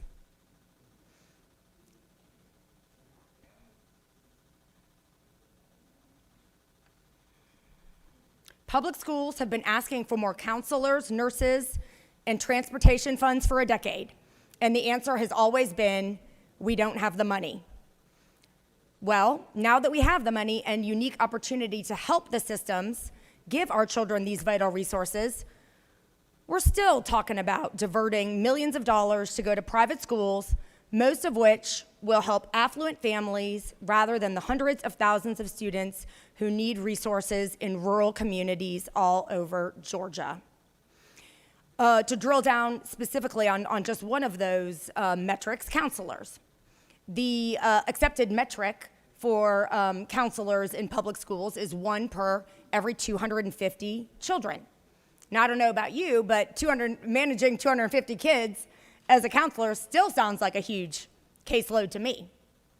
And certainly one, even at that level, where it would be very difficult to do your job to advise children that are not from families who have been to college before, that need a little extra counseling on their next step, whether it be higher education or the job market. It would basically be impossible to do that well for 250 kids. But our ratio is nowhere near 1 to 250 kids. Our ratio instead is 1 counselor per 430 children. So why, when we're already falling short on so many things that we claim we care about, like, do we care about building a strong workforce here in Georgia?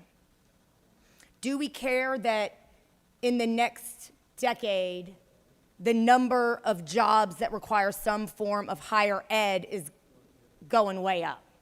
How are children who don't have, and I've seen this in my own family, who don't have a parent or guardian or other trusted relative to walk them through the process of applying for college, how are they supposed to even start at the tender age of 17 or 18 to access the type of life that we ourselves are saying is needed when we're only providing 1 counselor for every 450 children? We say that we need to do a better job on screening and assisting children with dyslexia. We're not putting the money into that in a way that would yield the results that we say we want. We don't even have enough children who have the financial means to access higher ed that we need to, that we say, that we have reports that are put out talking about complete college Georgia.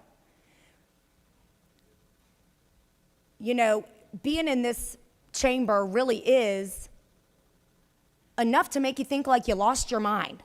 How can people stand up here and laud all those things and then come and present us with this? It's like, have I lost it? There's a lot of other testimony that I received, Mr. President, from PAGE, Professional Association of Georgia Educators, from the Georgia Budget and Policy Institute, from the Georgia Association of Educational Leaders, Georgia Association of Educators, on and on. But I see my time is running short. I think this bill has just not been appropriately vetted for such a monumental change. Doesn't do anything for the kids in rural Georgia. And with that, I ask you to vote no, and I'll yield the well. Senator has yielded the well. The chair recognizes the pro tem to close the debate.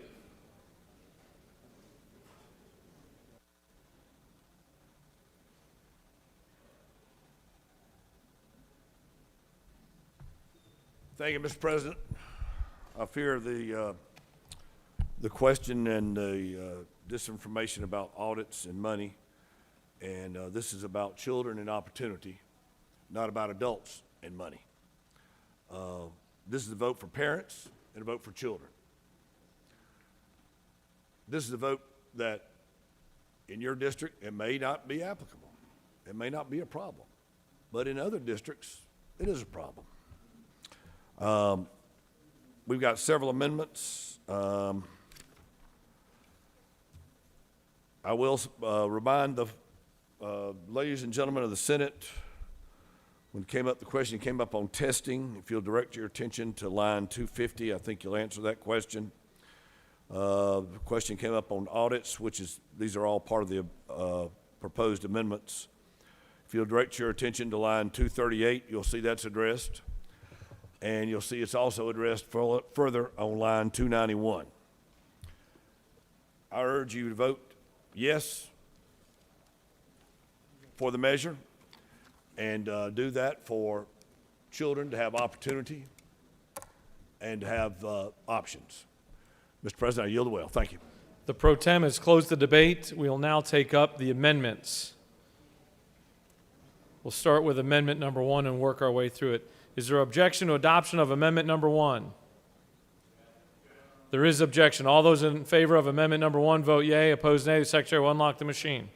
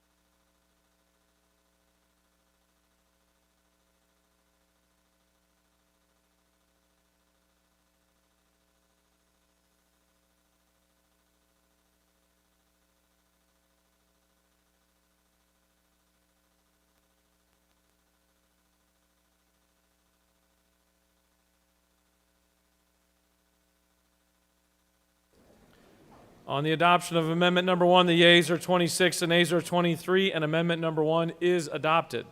We'll now take up amendment number 2. Is there objection to adoption of amendment number 2? There is objection. All those in favor of amendment number 2 vote yea. Opposed, nay. Secretary will unlock the machine.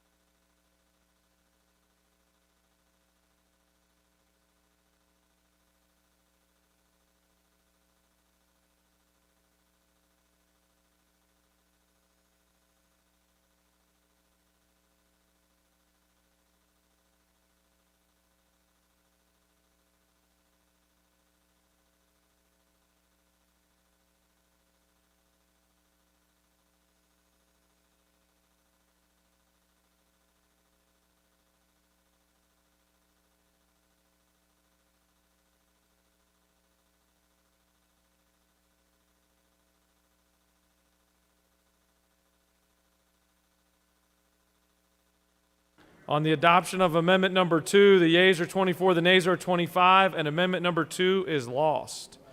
We will now take up amendment number 3 from the senator from the 28th. Is there objection to adoption of amendment number 3? The chair hears no objection, and amendment number 3 is adopted. We'll now take up amendment number 4 from the senator from the 48th. Is there objection to adoption of amendment number 4? There is objection. All those in favor of adoption of amendment number 4 vote yea. Opposed, nay. The secretary will unlock the machine.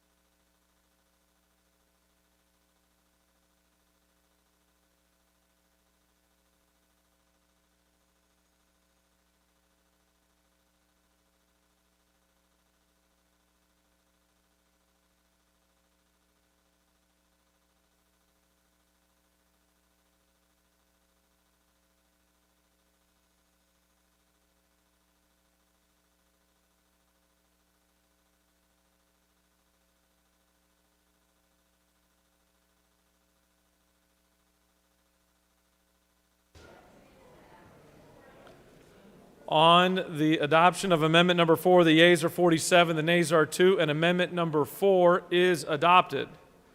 We'll now take up the underlying measure. Is there objection to agreeing to the report of the committee, which is favorable to the passage of the bill? Chair hears none, and the report of the committee is agreed to. Is there objection to the main question being ordered? The chair hears none, and the main question is ordered. The questions on the passage of the bill as amended. All those in favor vote yea. Opposed, nay. The secretary will unlock the machine.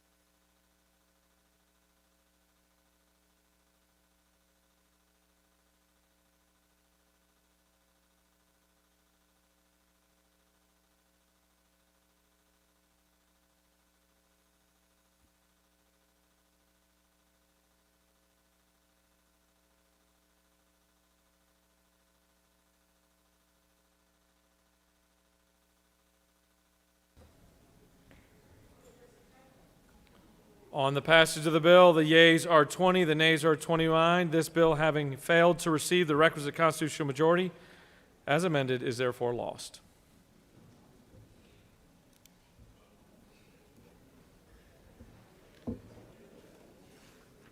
Chair recognizes the senator from the 51st.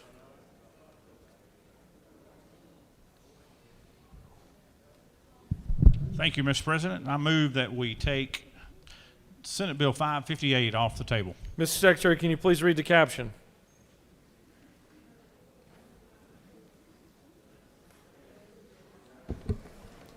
Senate Bill 558, a bill by Senators Bucci of the 51st and others, a bill to be entitled an act to amend Chapter 2 of Title 32 of the OCGA relating to the Department of Transportation so as to amend notice provisions relative to meetings for the election of board members, to provide for negotiations and requests for proposals relative to public-private partnerships and for other purposes. Mr. President, the Senate Committee on Transportation recommends that this bill be passed by substitute. Respectfully submitted, Senator Ginn of the 47th District Chairman. Mr. President, the Senate Transportation Committee offers the following substitute to Senate Bill 558, a bill to be entitled an act to amend Chapter 2 of Title 32 of the OCGA relating to the Department of Transportation so as to amend notice provisions relative to meetings for the election of board members, to provide for negotiations and requests for proposals relative to public-private partnerships and for other purposes. That completes the order, Mr. President. Senator from the 51st has moved that Senate Bill 558 be taken off the table. Is there objection? The chair hears none, and it's taken from the table. The chair recognizes the majority whip to present Senate Bill 558. Thank you, Mr. President. Senators, this bill should not take an hour to debate. It's real simple. This is our annual housekeeping bill for the Department of Transportation. It's got 3 sections in it. The first section deals with how we notify the legislators when there's an election for a school DOT board member position. In the past, we have historically sent that notice to you by certified mail or by U.S. mail. This bill changes that at the request of Ledge Council to notify you by your email at your Senate office. So that should be a little cleaner, more efficient, and takes less time. Section number 2 is just cleanup language dealing with how we put out RFPs and how those Senator, RFPs... if you could hold on for a minute. Yes, sir. If I could get the Senate's attention and ask all of you to cease your audible conversations and give your attention to the senator in the well. Thank you, Mr. President. Thank you.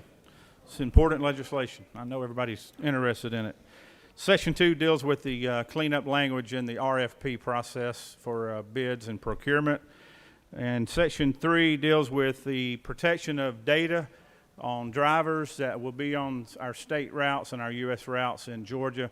Data is obtained through the DOT by IP addresses similar to what you see on your with cell phones. This information would be protected, would not be subject to the Freedom of Information Act. It's dealing strictly with them being able to determine what traffic counts are and congestion relief on projects that are under consideration for expansion and development. I'm happy to take questions or yield the well. You don't appear to have any questions. Thank you so much. Does any other senator wish to speak for or against Senate Bill 558? The chair sees none. The question's on the adoption of the committee substitute. Is there objection to adoption of the committee substitute? The chair hears none. The committee sub is adopted. Is there objection to agreeing to the report of the committee which is favorable to the passage of the bill? The chair hears none. The report of the committee is agreed to. Is there objection to the main question being ordered? The chair hears none, and the main question is ordered. Questions on the passage of the bill by substitute. All those in favor vote yea. Opposed, nay. The secretary will unlock the machine.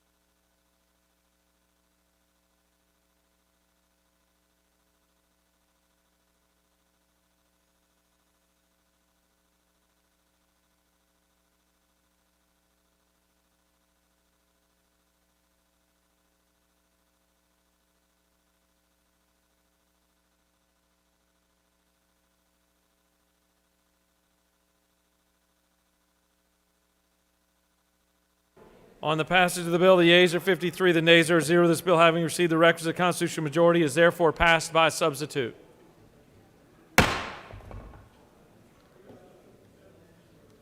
Chair recognizes the senator from the 53rd for a motion to take Senate Bill 167 off the table.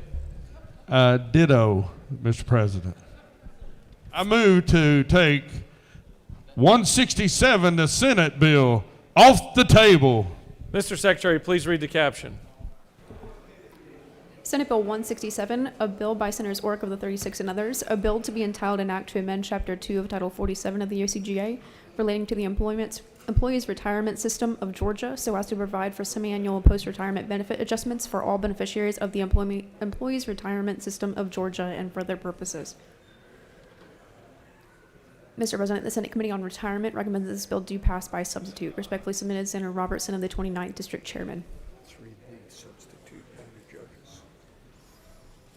Mr. President, the Senate Retirement Committee offers the following substitute to Senate Bill 167, a bill to be entitled an act to amend Part 6 of Article 8 of Chapter 2 of Title 47 of the OCGA relating to judges of the Supreme Court, judges of the Court of Appeals, and their employees so as to decrease the age eligibility for retirement benefits for appellate court judges and for other purposes. An actual report has been filed on both the bill and the substitute. Additionally, an actuarial report has been filed on both the bill and its substitute. That completes the order, Mr. President. The well-prepared senator from the 53rd has asked that Senate Bill 167 be taken off the table. Is there objection? The chair hears none. It's taken off the table. The chair recognizes the senator from the 53rd, our esteemed rules chairman.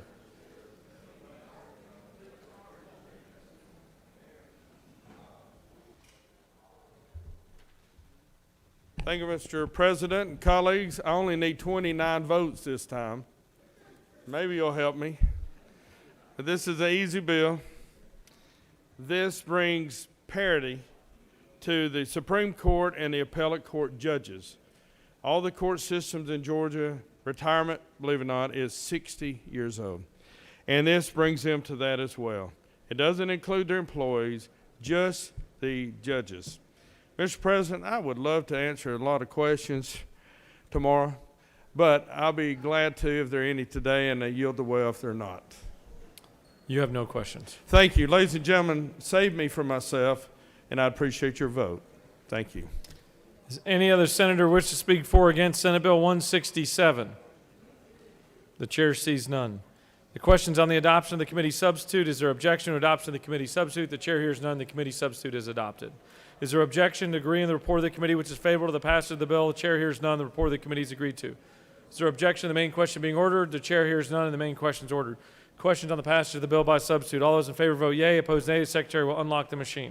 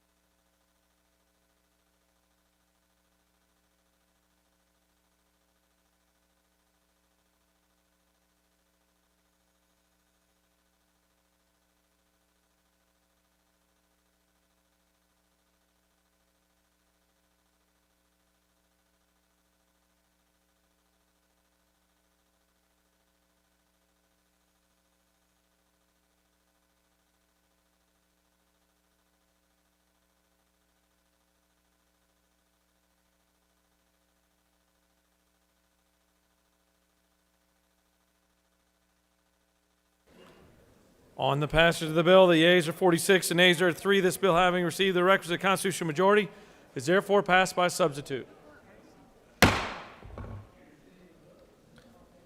Chair recognizes the senator from the 14th for a motion. Thank you, Mr. President. I request that Senate Bill 353 be removed from the table. Ms. Secretary, can you please read the caption?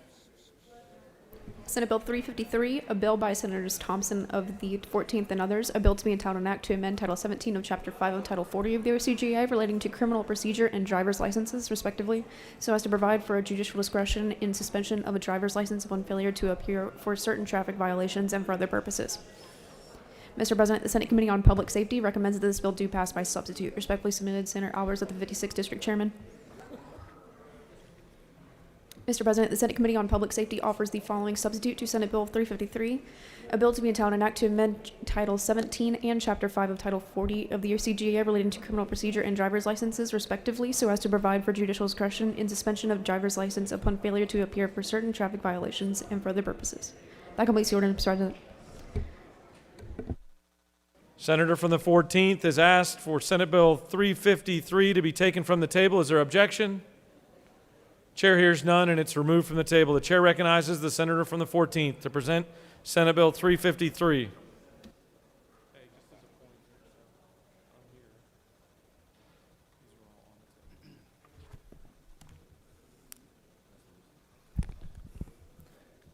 Thank you, Mr. President, members of the Senate.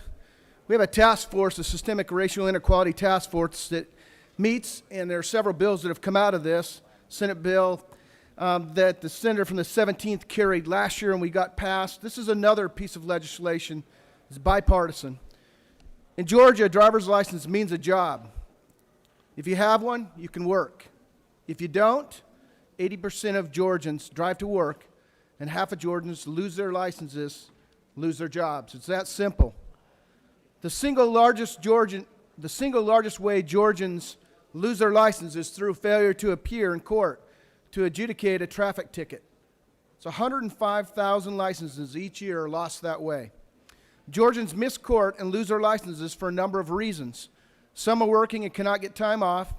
Others are full-time caregivers. And people get sick. We are emerging from a pandemic that makes it very difficult. Under Georgia law, there is no way to stop a suspension when Georgians failure to appear, no matter what the reason. Senate Bill 353 is a measure to give courts discretion to consider the totality of circumstances and decide whether a license should be suspended and reinstated when a person fails to appear in court. Ladies and gentlemen, you can see on your desks, we have bipartisan support from municipal judges, from the chambers, and from many of the faith groups. With that, Mr. President, I'll yield to Well.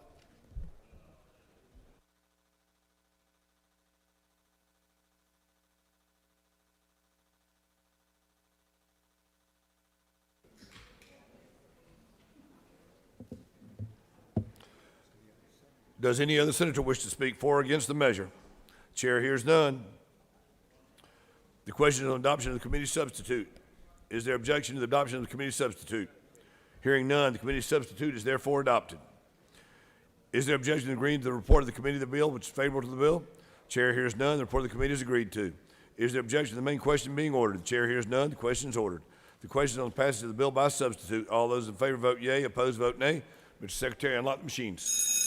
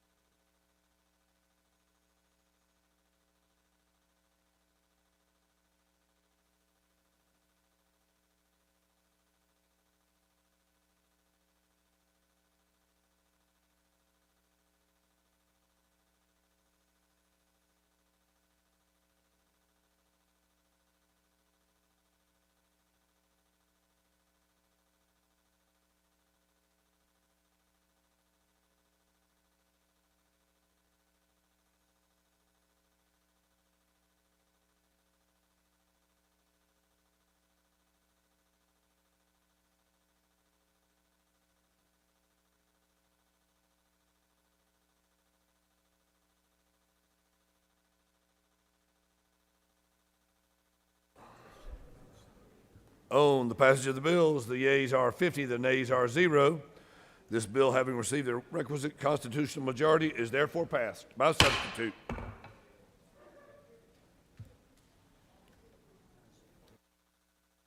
Recognize the senator from the 29th. I rise to ask for unanimous consent to remove Senate Bill 470 from the table. Mr. Secretary, if you read the caption. Senate Bill 470, a bill by Senators Robertson of the 29th and others, a bill to be entitled an act to amend Article 13 of Chapter 1 of Title 7 of the OCGA relating to licensing of mortgage lenders and mortgage brokers, so as to provide for different categories of felony convictions for purposes of investigations of mortgage loan originator applicants and for other purposes. Mr. President, the Senate Committee on Banking and Financial Institutions recommends that this bill do pass by substitute. Respectfully submitted, Senator Brassett, the 28th District Chairman. Mr. President, the Senate Committee on Banking and Financial Institutions offer the following substitute to Senate Bill 470, a bill to be entitled an act to amend Article 13 of Chapter 1 of Title 7 of the OCGA relating to licensing of mortgage lenders and mortgage brokers so as to provide for a definition to remove agent and covered employee to the list of persons for whom the Department of Banking and Finance shall not issue or revoke a license because of felony conviction and for other purposes. That completes the order, Mr. President. The senator from the 29th has moved to take Senate Bill 470 off the table. Is there objection?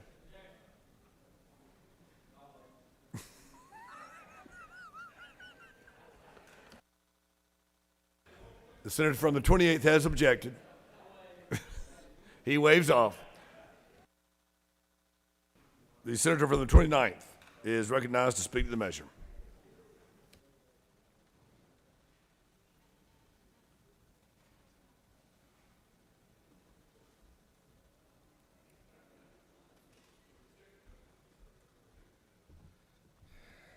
Thank you, Mr. President. I'd also like to thank the chairman from the 29th for signing off on this when his committee heard this legislation. SB 470 is a continuation of criminal justice reform. The original bill was, the intent of the original bill was to follow the federal law by the letter, giving individuals who had been convicted of felonies the opportunities to work at certain jobs within the mortgage industry. And after talking with banking, what we did is we added a new definition as covered employee. What this does is an individual convicted of certain felonies, once they are released from prison, they have opportunities to apply for a job in the mortgage industry as long as those jobs do not involve mortgage origination functions and jobs of handling money, if you will. There are many, many jobs in the mortgage industry that these individuals could seek out and could find, but with the restrictions prior to SB 470, there were no jobs, and that includes the job of custodian or anything else. So if we really want to continue to create off-ramps for individuals who have made mistakes, committed felonies, been convicted, paid their debt to society, then these types of bills, this type of legislation needs to be brought forward and supported in order to deal with recidivism here in the state of Georgia.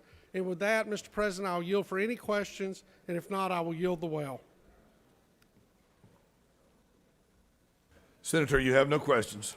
Thank you, Mr. President. I encourage everyone to please support.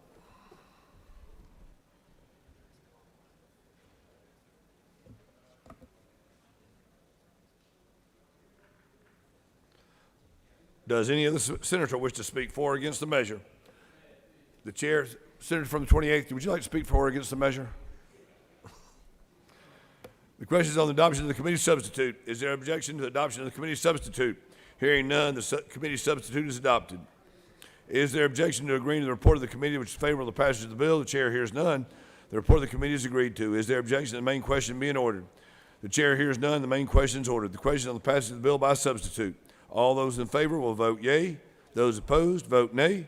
Mr. Secretary, if you would unlock the machines.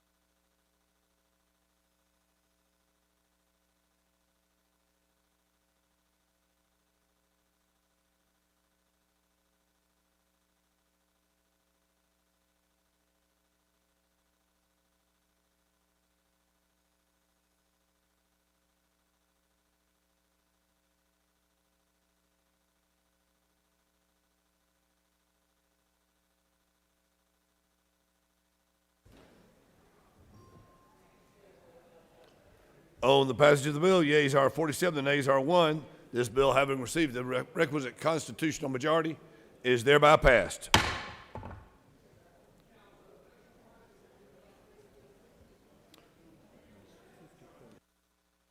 I recognize the senator from the 53rd. Mr. President, Yes. I ask unanimous consent to pull Senate Bill 267 off the table. Is there objection? Hearing none, please read the caption. Senate Bill 267, a bill by Senators Rahman of the 5th and others, a bill to be entitled an act to amend Chapter 3 of Title 47 of the OCGA relating to the teachers' retirement system of Georgia, so to provide that a retired member who elected an optional retirement allowance that included one or more named beneficiaries shall be eligible to change any of such named beneficiaries under certain conditions and limitations and for other purposes. Mr. President, the Senate Committee on Retirement recommends that this bill do pass by substitute. Respectfully submitted, Senator Robertson of the 29th District Chairman. Mr. President, the Senate Retirement Committee offers the following substitute to Senate Bill 267, a bill to be entitled an act to amend Chapter 23 of Title 47 of the OCGA relating to the Georgia judicial retirement system so as to provide for credible service in the judicial retirement system on a 1-for-2 basis for transfers of creditable service from the appellate court judge's plan of the employees' retirement system of Georgia and for other purposes. Additionally, there are actuarial reports filed for both the bill and its substitute. That completes the order, Mr. President.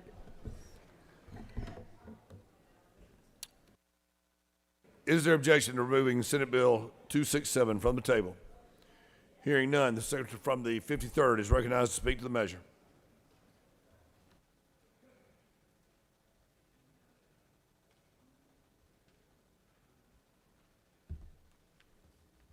Thank you, Mr. President. My colleagues, I only need 29 votes, just to make sure you knew that. And this is a continuation of the Supreme Court and Appellate Court's needs. This simply allows them to move the retirement from either the employee's retirement system to the judicial retirement system, which is logical. If Spock was up here, he would tell you this is a logical move. So I'll answer any questions, Mr. President. In fact, I just can't wait for the questions, or I can yield the well, and I'd appreciate your vote. I know you're terribly disappointed, but you have no questions, Senator. Thank you, my colleagues. I would like to fall in love again with you, so I appreciate your vote. Live long and prosper. Does any other senator wish to speak for or against the measure?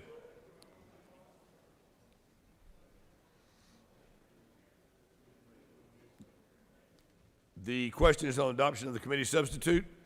Is there objection to the adoption of the committee substitute? Hearing none, the committee substitute is thereby adopted. Is there objection to agreeing to the report of the committee the favorable passage of the bill? The chair hears none. The report of the committee is agreed to. Is there objection to the main question being ordered? The chair hears none, and the main question is ordered.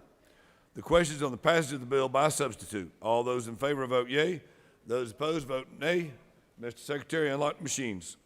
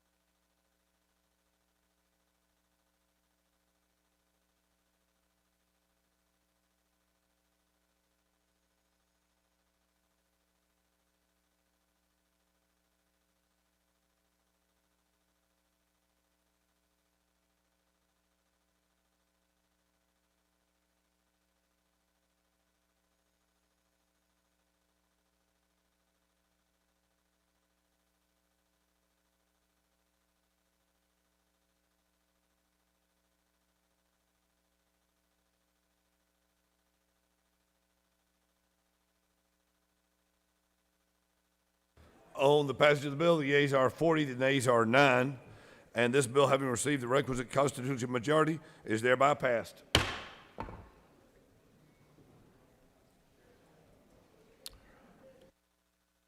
Recognize the senator from the 20th.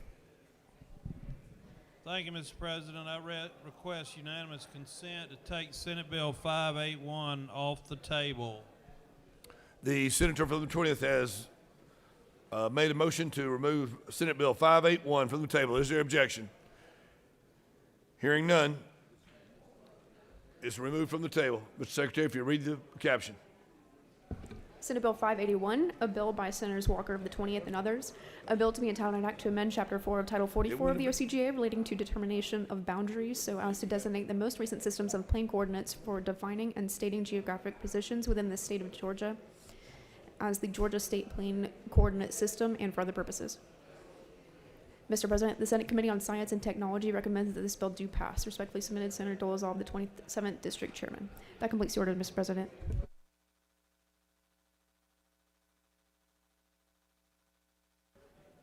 Senator from the 20th is recognized to speak to the measure.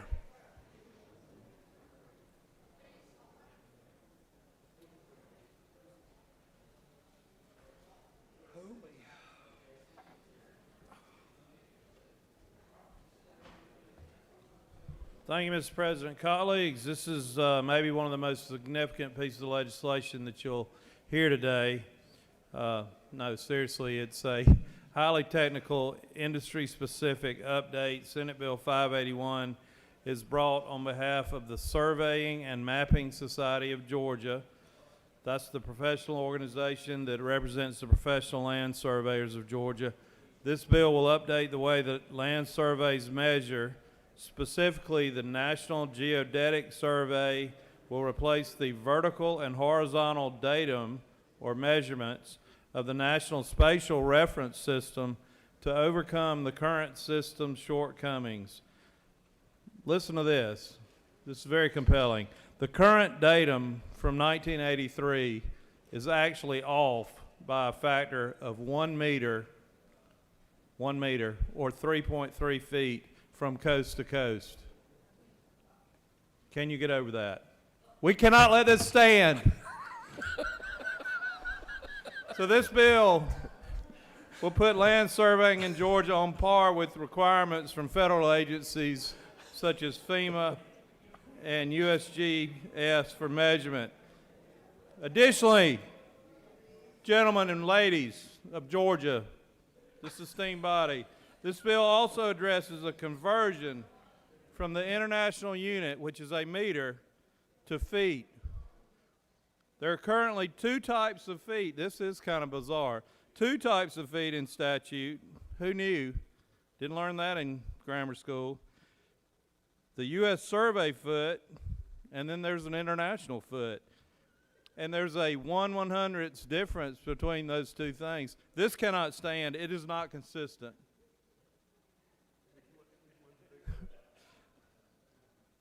This bill won't require anyone to buy new equipment. It was driven by federal agencies such as the National Institute for Standards and Technology, the NGS, National Ocean Service, and the National Oceanic Atmospheric Administration.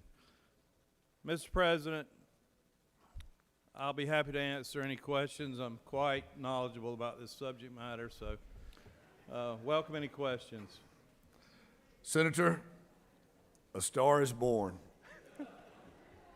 The senator from the 53rd has his light on, but he appears to be in the well, so I can't understand.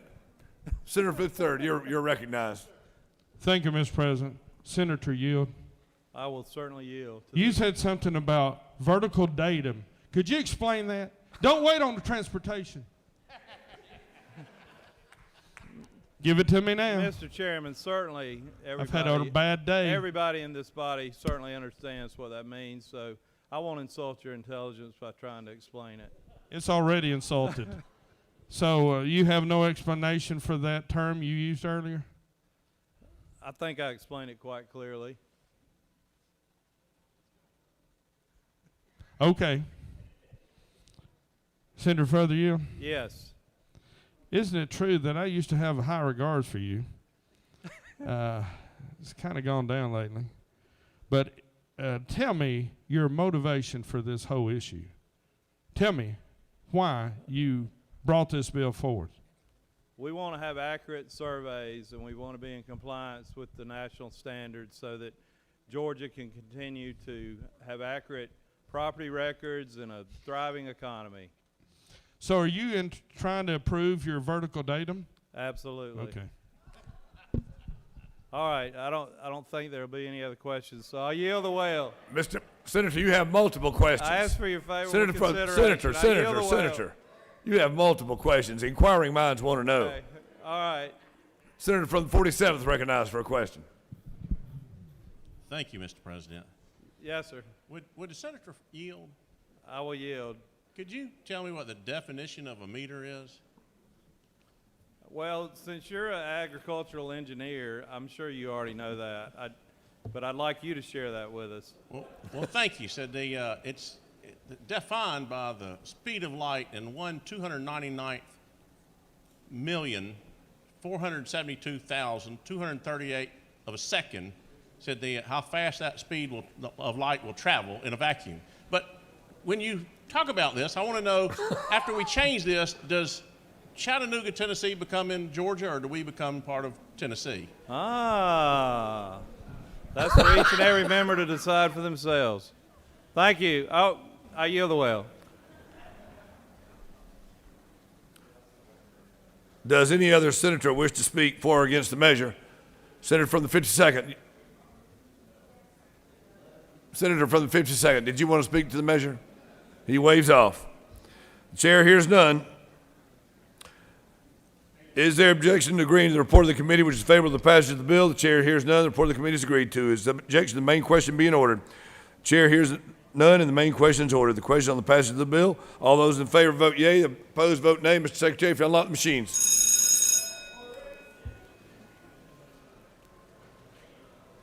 Next year.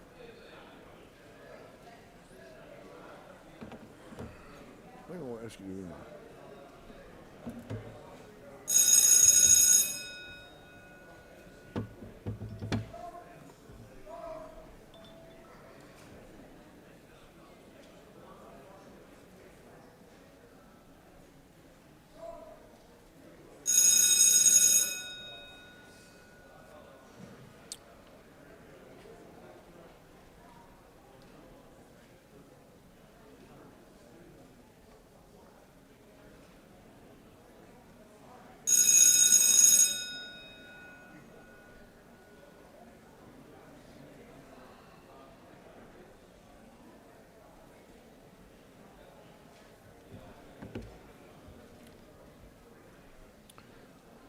On the passage of the bill, the yeas are 50, the nays are 1.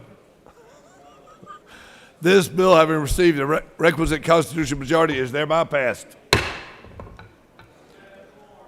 Recognize the senator from the 14th. Thank you, Mr. President. I request unanimous consent to remove Senate Bill 556 from the table.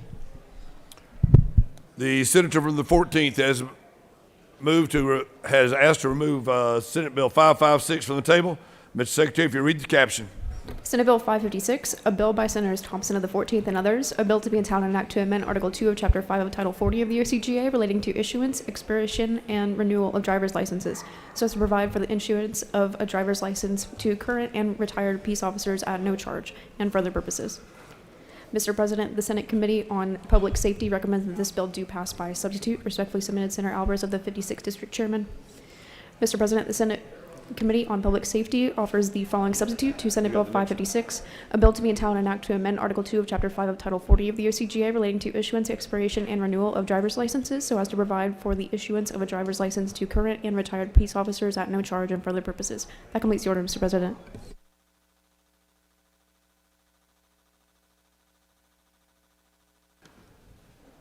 The senator from the 14th is recognized to speak to the measure.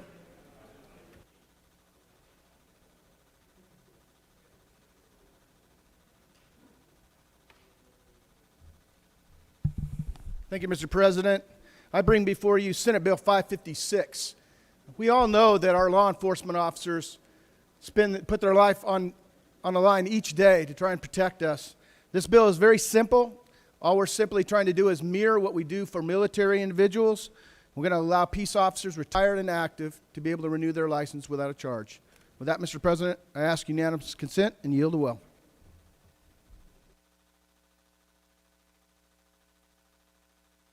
Does any other senator wish to speak for or against the measure? The chair hears none.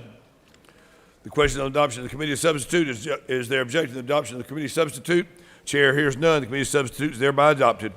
Is there objection to the agreeing to the report of the committee which is favorable to the passage of the bill? The chair hears none. The report of the committee is agreed to. Is there objection to the main question being ordered? The chair hears none. The main question is ordered. The questions on passage of the bill by substitute. All those in favor vote yea. Those opposed vote nay. Mr. Secretary, if you unlock the machines.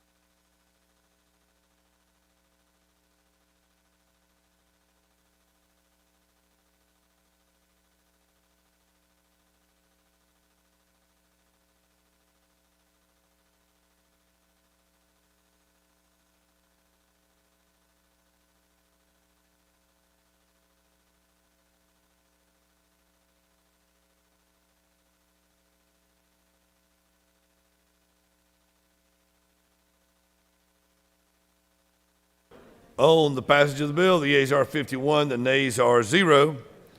This bill, having received the requisite constitutional majority, is thereby passed by substitute. Recognize the senator from the 17th. Thank you, Mr. President. I ask that Senate Bill 565 be removed from the table. Mr. Secretary, read the caption. Senate Bill 565, a bill to be entitled an act to amend Article 1 of Chapter 10 of Title 17 of the OCGA relating to procedure for sentencing and imposition of punishment so as to provide that at any time after conviction for a misdemeanor or felony offense, a defendant convicted of an offense and sentenced as a direct result of being a victim of trafficking for labor or sexual servitude and for the purposes. Mr. President, the Senate Committee on Judiciary recommends that this bill do pass by substitute. Respectfully submitted, Senator Strickland, the 17th District Chairman. Mr. President, the Senate Judiciary Committee offers the following substitute to Senate Bill 565, a bill to be entitled an act to amend Article 1 of Chapter 10 of Title 17 of the OCGA relating to procedure for sentencing and imposition of punishment, so as to provide that at any time after conviction for a misdemeanor or felony offense, a defendant convicted of an offense and sentenced as a direct result of being a victim of trafficking for labor or sexual servitude and for other purposes. That completes the order, Mr. President.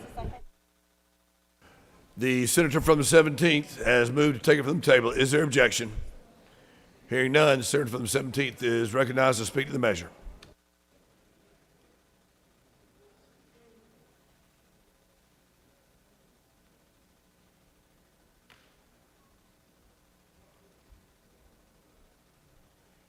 Thank you, Mr. President, members of the Senate. Senate Bill 565 is some cleanup and expansion of a law we passed a couple years ago that allows victims of human trafficking to apply for vacature, to have their sentence actually vacated, which means the whole offense goes away, a criminal offense, your fines and fees are repaid to you. If you can show that you committed an offense as a direct result of being a victim of human trafficking, a very strong standard to meet. With this bill, we're doing two things. One, instead of saying you have to wait 6 months after conviction and sentencing of a misdemeanor and 1 year after you complete the sentence of a felony to even apply for this, you can apply at any time. It doesn't make a lot of sense to have this waiting period for someone that can show they were charged and convicted of a crime because they were a victim of human trafficking. So it does away with that waiting period. Second thing it does is it clears up where the money is going to come from to reimburse people the fines and fees. This idea came from some folks that have worked on the ground representing victims of these kind of cases, and we're seeing different results around the state as to how we get the money back to these victims. With that, Mr. President, I'd be happy to answer any questions.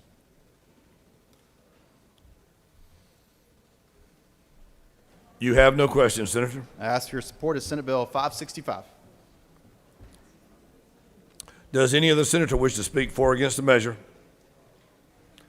The chair hears none. The question on the adoption of the committee substitute. Is there objection to the adoption of the committee substitute? Hearing none, the committee substitute is thereby adopted. Is there objection to agreeing to the report of the committee which is favorable to the passage of the bill? The chair hears none. The report of the committee is agreed to. Is there objection to the main question now being ordered? The chair hears none. The main question is ordered. The question is on the passage of the bill by substitute. All those in favor vote yea. Those opposed vote nay. Mr. Secretary, if you'd unlock the machines.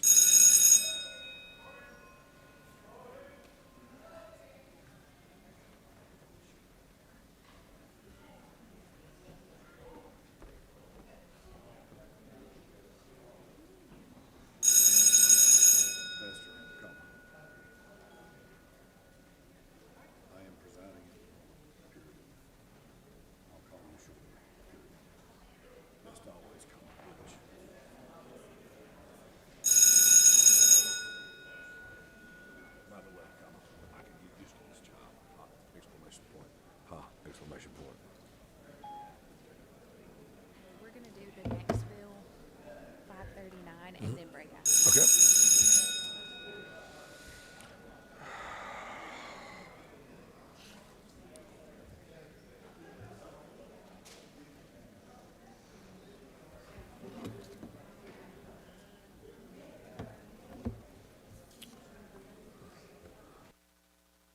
On the passage of the bill, the yeas are 49, the nays are 0.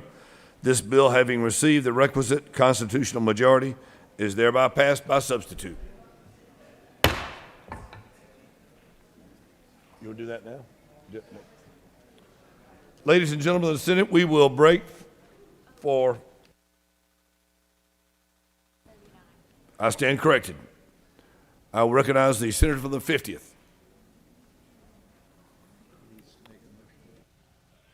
For a motion. Recognize the senator from the 50th for a motion. Mr. President, I move for unanimous consent to take Senate Bill 539 off the table. Mr. Secretary, if you'd read the caption. Senate Bill 539, a bill by Senators Hatchett of the 50th and others, a bill to be entitled an act to amend Part 1 of Article 3 of Chapter 11 of Title 16 of the OCGA related to wiretapping, eavesdropping, surveillance, and related offenses, so as to provide that the use of any device to photograph or record patients in a healthcare facility shall be unlawful and for other purposes. Mr. President, the Senate Committee on Health and Human Services recommend that this bill do pass by substitute. Respectfully submitted, Senator Watson, the 1st District Chairman. Mr. President, the Senate Committee on Health and Human Services offers the following substitute to Senate Bill 539, a bill to be entitled an act to amend Part 1 of Article 3 of Chapter 11 of Title 16 of the OCGA relating to wiretapping, eavesdropping, surveillance, and related offenses, so as to provide that the use of any device to photograph or record patients in a facility operated by a county board of health shall be unlawful and for other purposes. That completes the order, Mr. President. The senator from the 50th have moved to take Senate Bill 539 from the table. Is there objection? Hearing none, call upon the senator from the 50th to present the measure.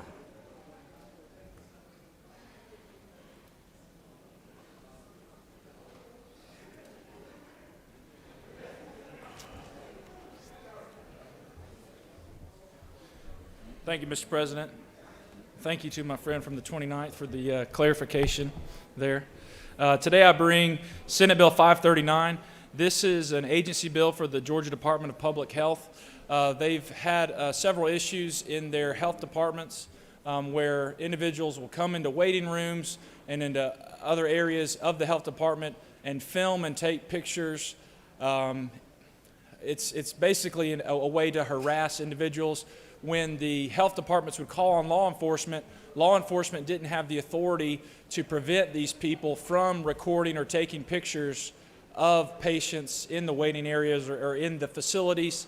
And what this does is this just extends that protection to individuals, and it says you can't record or take photos of a patient in one of these facilities without their consent. I want to point out that this does not apply to general security surveillance of public areas or otherwise public spaces by property owners. And Mr. President, I'll be happy to yield for any questions. You have no questions, Senator. Thank you, Mr. President. I yield the well. Does any other senator wish to speak for or against the measure? The chair hears none. The question on adoption of the committee substitute. Is there objection to the adoption of the committee substitute? Hearing none, the committee substitute is adopted. Is there objection to agreeing to report of the committee is favorable to the passage of the bill? The chair hears none. The report of the committee is agreed to. Is there objection to the main question being ordered? The chair hears none. The main question is now ordered. The question on the passage of the bill by substitute. All those in favor vote yea. Those opposed vote nay. Mr. Secretary, unlock the machines.